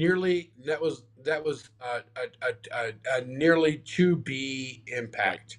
Right. But let's say you have Kellogg, who rolls out a 10, let's say Kellogg has $100 million campaign for this brand over here, and it bombs. It's not going to sink the company as deeply as that $100,000 mistake made for Budweiser. So it's a really difficult question to answer. I would say to for a company, a $10 billion market cap company to comfortably absorb a single campaign loss, you want a very small amount because a small amount can still have a major impact on marketing dollars elsewhere. Let's look at Jaguar. I Yeah. Jaguar. Oh, by the way, that whole company got fired. Right. But the marketing agency they used got fired. But guess what? The marketing director The who did damage that, is done, the marketing director is still with the company. Do you know that? and the damage is done. And their brand. But they belong to Tata, which is an Indian company. Which, Mhm. if any of you guys want my personal opinion on that, We're not going there. contact me. Let's not. So the marketing director is still there. The CMO is still there. I'm not saying scorched earth. I'm saying destroy the planet that the scorched earth is on and start over. That Yeah. was a devastating campaign. That was almost worse than Budweiser's mistake because it's going to take a generation, an entire generation for Jaguar, if they play all of So their cards right, to recover from I that. think I think there's a company that's based out of Central Ohio. What's the name of the company? The, I, there, I can't. There are a few that I'm thinking of. What's the There's holy hell's name of our marketing company? Oh, that one. That's Remarket Media. Remarket Media. There we go. I got a few. I I got a think few. I got a Remarket few. Media. I got a few irons in the fire, David. You can be more specific. Yeah, so do I, which is why I didn't remember what the hell the name of it was. So I think Remarket Media should take a stab at creating a marketing plan for Jaguar over the next 5 to 7 years. I think if we were to present that we could win, and they could come back and say, "Oh, yes, we want this." I think with me, with the absolute balls that I don't have a problem reaching out to the CEOs and stuff. You know that. Here's the problems: the marketing director and the CMO of JLR, Jaguar and Land Rover, is still there. They didn't change their mind. They're biding their time until the next time they can do this. That's the only problem with that. That's fine. That's fine. But money talks and bullshit walks. That has been a slogan since the 40s, the 20s, the 10s, the 90s of the last century, the 80s of the last century. It has always been a thing because it is true. But David, here's so you are someone who vastly appreciates effectiveness over efficiency. Tata's And we're dealing with is Indians. I understand Tata's that. is run by people who go the opposite way. Yep. They believe in efficiency over effectiveness, so there are some conflicting philosophical differences. Yes. But we're going to make them money versus no money. So, yeah, I think that we You're can right make there. a pitch You're for right there. this and get those people completely sold out. Or I think we can get enough people that we can buy JLR and I can be the CEO of Jaguar. So, that I think is the pitch that we need to make. Also, their company's called Tata's. Yeah, the company is named Tatas, which is after boobies. So I'm also a professional at boobies. So let's make this Tata. happen. Tata's. It sounds like some kind of some kind of a soap.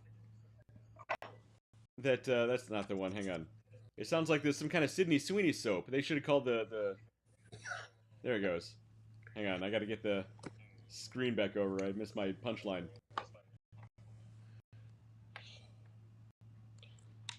No, you didn't miss the window on that at all. No, that was fully timed very well. So Tata's. That's also Sydney Sweeney's next soap name. Yeah, Tatas. Yeah. Tatas and Vajayjay. Maybe like in other Like languages, Tata's means something else, like really cool. I just okay. Well, back to the what's this girl's name? Sydney Sweeney. So, yeah, Sydney here.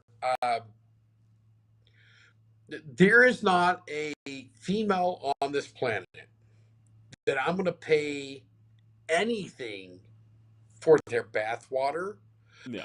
or their soap made out of their bathwater. I don't even know. No, I'm out. Right. So Get some self-respect, gentlemen. Get some self-respect, and don't be tool bags. right, and that's really what part of this comes down to is men. Look, all the men watching this show, I'm sure since you're watching this show, you do have a vast amount of self-respect. If you don't, do not ever buy a female's bathwater.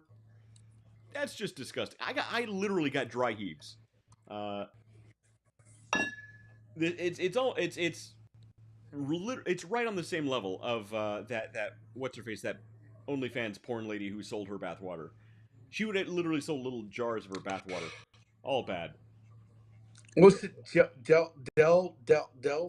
with a D. Bella Delphine. Yeah, Bella what? Delphine, It doesn't matter. We are now going to refer to you from henceforth as slut number 1 and slut number 2. Fair enough. No. I'm sorry. That is actually terrible of me. I'm going to refer to you as marketing genius number 1 and marketing genius number 2. I mean, look, she made money. Because let's be honest, if yeah, that's the thing is, if it's silly but it works, is it really silly?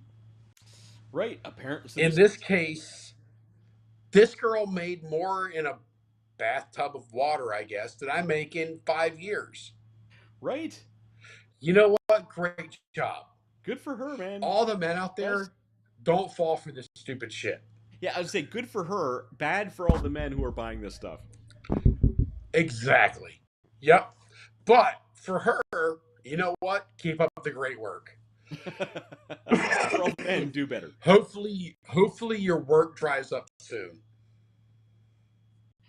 Yeah, I'm not gonna make a comment on that. It's like Sweet mother of God, we are pushing. We are 2 hours and 45 minutes into this. Yeah, we've been going for a while. Dan McDonald says it's like. Are you ready to get to the main topic? Getting paid by Chuck Berry. So. What? No, I don't think. I am. I think we're gonna save the main topic for next week, David. Okay, so if we push to Thursday, which is our normal day, I should be home and broadcasting from home Thursday of next week. All right. Fingers crossed. We'll see. Indeed. You travel more than anyone ever should. And I'm still half convinced that you're just living in a hotel because your wife kicked you out at this point. Is she dead? She hasn't told me yet. But would you know until like weeks later when you eventually got home? No, actually, I really wouldn't. I went to sleep the other night with a booby in my hand, so that was good. Look, I recommend you sleep with a T-shirt on from now on, and you won't have that confusion. I was actually going to make the joke that it was my own, but you called that out beforehand. There you go. So, absolute props to you, sir. Proof again, David. Absolute props to you. We're on the same page. I don't know if that's a good thing. Oh, that was great. That was great. Yeah, it could be a good thing. Could be these guys need to have some time apart thing, but yeah. Whatever. Dan Donald says. So Dan's talking about. Wait a minute. Dan's talking here. Wait a minute. What's going on here? He left a comment here. If that was the case, Dave would have a wall of bourbon wherever he is. I'm assuming if you were kicked out of your house, like bourbon. You do like bourbon.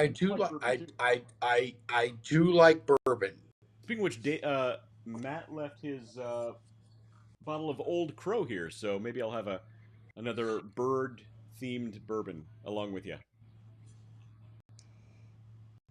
There you go. That's a good one. That's a good bottle, man. You get much better bottles than we have around here. So the spot I stopped at, and I'm trying something new. I'm like, hey, I'm not checking a bag. They had Blanton's. They had E.H. Taylor. Wow, nice. They have an Elmer T. Lee. They have a Weller Orange Label. Jeez. I mean, they got some great stuff. Now they charge a lot for it, but they got some great stuff. And I was like, yeah, because I'm trying to get away from checking a bag and just doing carry-ons. I can't carry on a bottle of the whiskey. It's more difficult that way. So I'm like, you know what? I'll go Eagle Rare. It's like, you know what? I'm in night 1, maybe night 2, and night 3. I'll have some friends and we can finish this bottle. There you go. But I did not want to just waste it if it was an expensive bottle. Right. But if it's only got a few ounces in it, I'm willing to fight with the TSA That's still a to pretty good get bottle. it through. That'd be a shame to have to throw that away. Yeah, Eagle Rare to most people is a very high end bottle. I just happen to be lucky and am able, not lucky. I just am in connection with a lot of people who get a great deal of a lot of other wonderful bourbons. Well, Dan McDonald had a good point. And Eagle Rare. Yeah, go ahead.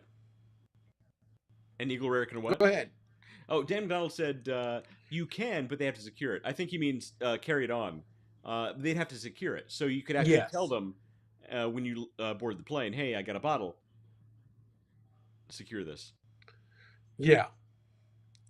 But it's about how much fluid ounces are in there and are allowed to go through a because you still have to go through the checkpoint. Not a check, but a carry-on bag. The carry-on checkpoint or the security checkpoint. Yep. So it's like getting paid by Chuck Berry. Damn it, Dan, you're texting too fast. He says the trick is go through security after you go to the duty-free store after you go through security. So there you go. Well, duty-free stores check your flight itinerary, and if you are not leaving the country, you don't get to buy their stuff. Womp womp. So all you got to do is buy an international ticket that you don't use. Go to duty free. So you can do this. You can do this. Now, here's how you do it. Okay. All right. How do you do it? And I'm going to tell you how to do it for everything. This goes true for when you want space on a plane or when you want to buy something for duty free, which, to be honest, duty free is no cheaper than just going and buying it. Blanton's is $180 a bottle. I pay $100 a bottle normally for Blanton's. Okay, so, but what you do is you book a flight under the refundable tier. Okay. It costs you more up front, but you can cancel. So when you book a flight for yourself, and let's say you want the whole row to yourself, usually 3 seats, you book 3 tickets. 1 you are going to use. Okay. 2, 1 non-refundable ticket. You pick your seat next to the window, next to it doesn't matter. The other 2 you pay for the refundable amount. Okay. The moment you walk on the plane, you go online and you cancel those flights. Those flights get refunded back to you in their entirety, and now your whole row is now open to you. Hey, that's perfect.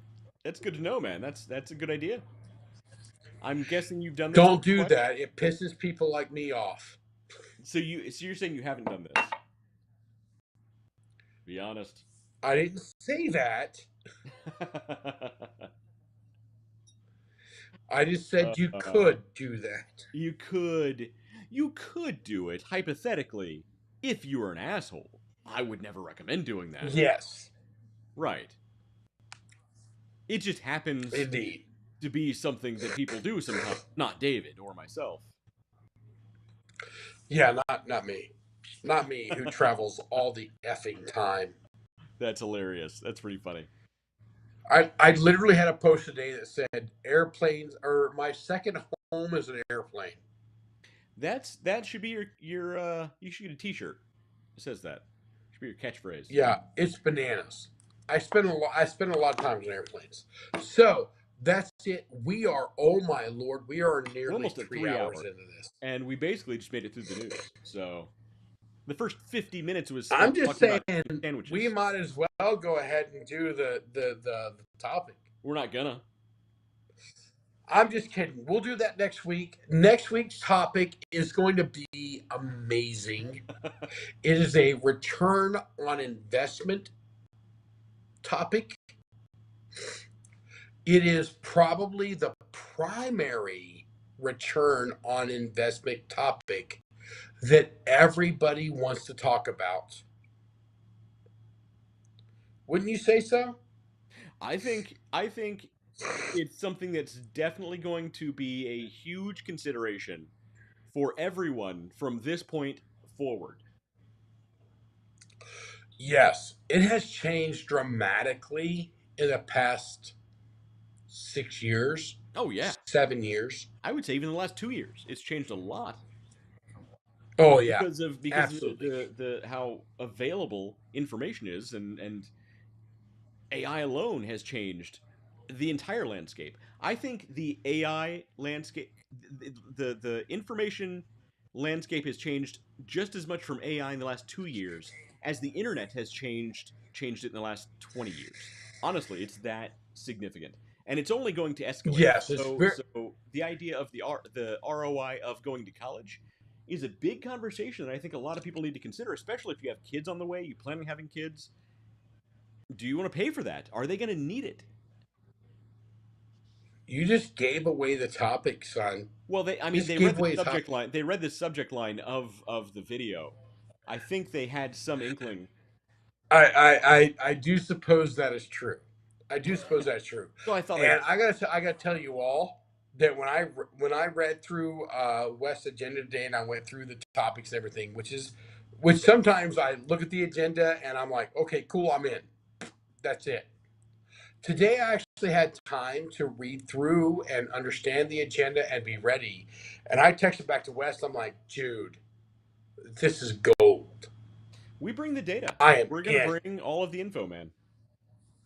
And it's going to be great. It's going to be an amazing show next week when we dig into the return on investment, which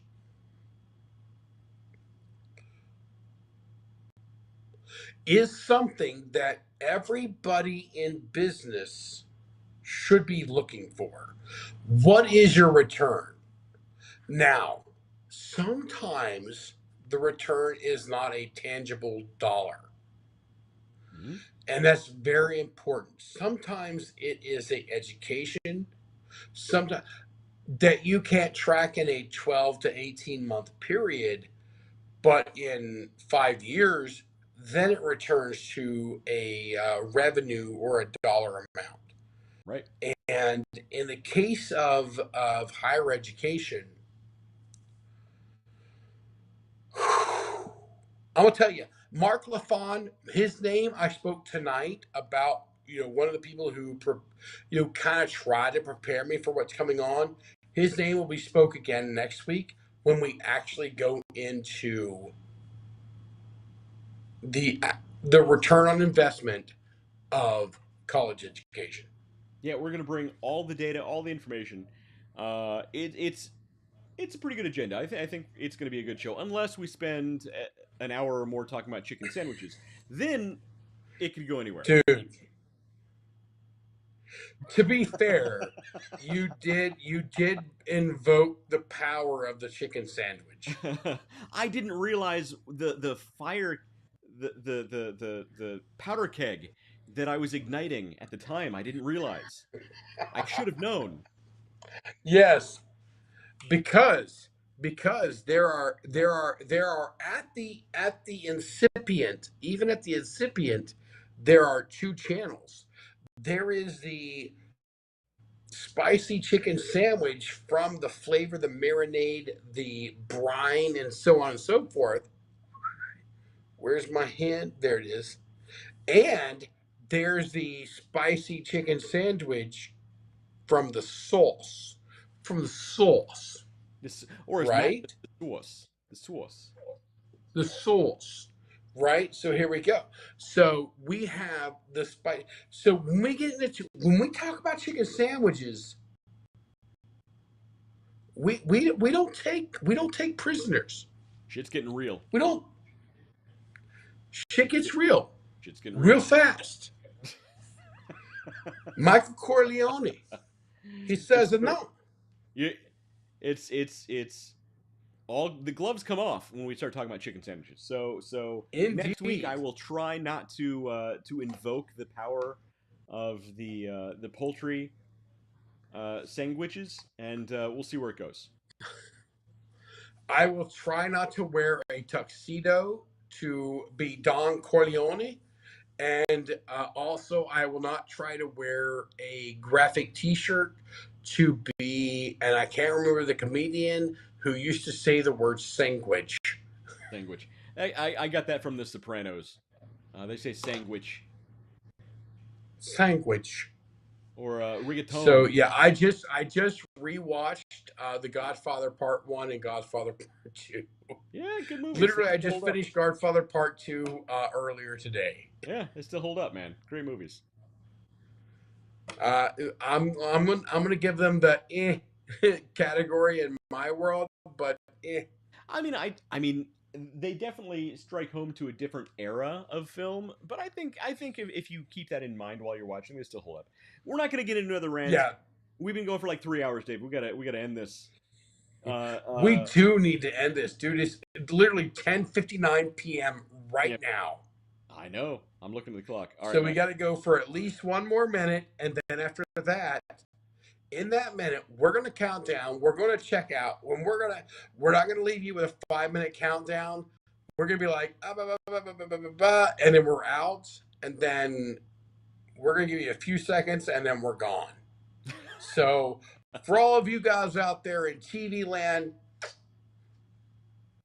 we love you.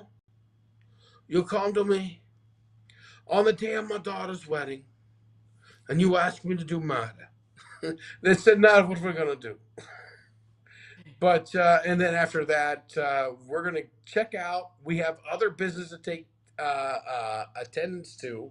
We got to attend to other business, and then we're gonna see you guys next week on the show. You know what?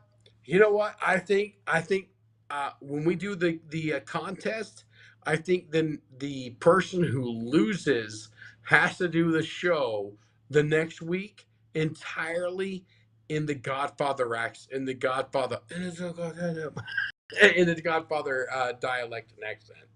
Fair enough. We'll see how that goes. We'll see if we remember that all. But We'll see how it goes. we're gonna end this It's been a show. wonderful time. Wes, shine us off. I've been Wes. This guy was David. That guy back there used to be Matt Harmon. And we'll see you guys next week. Later.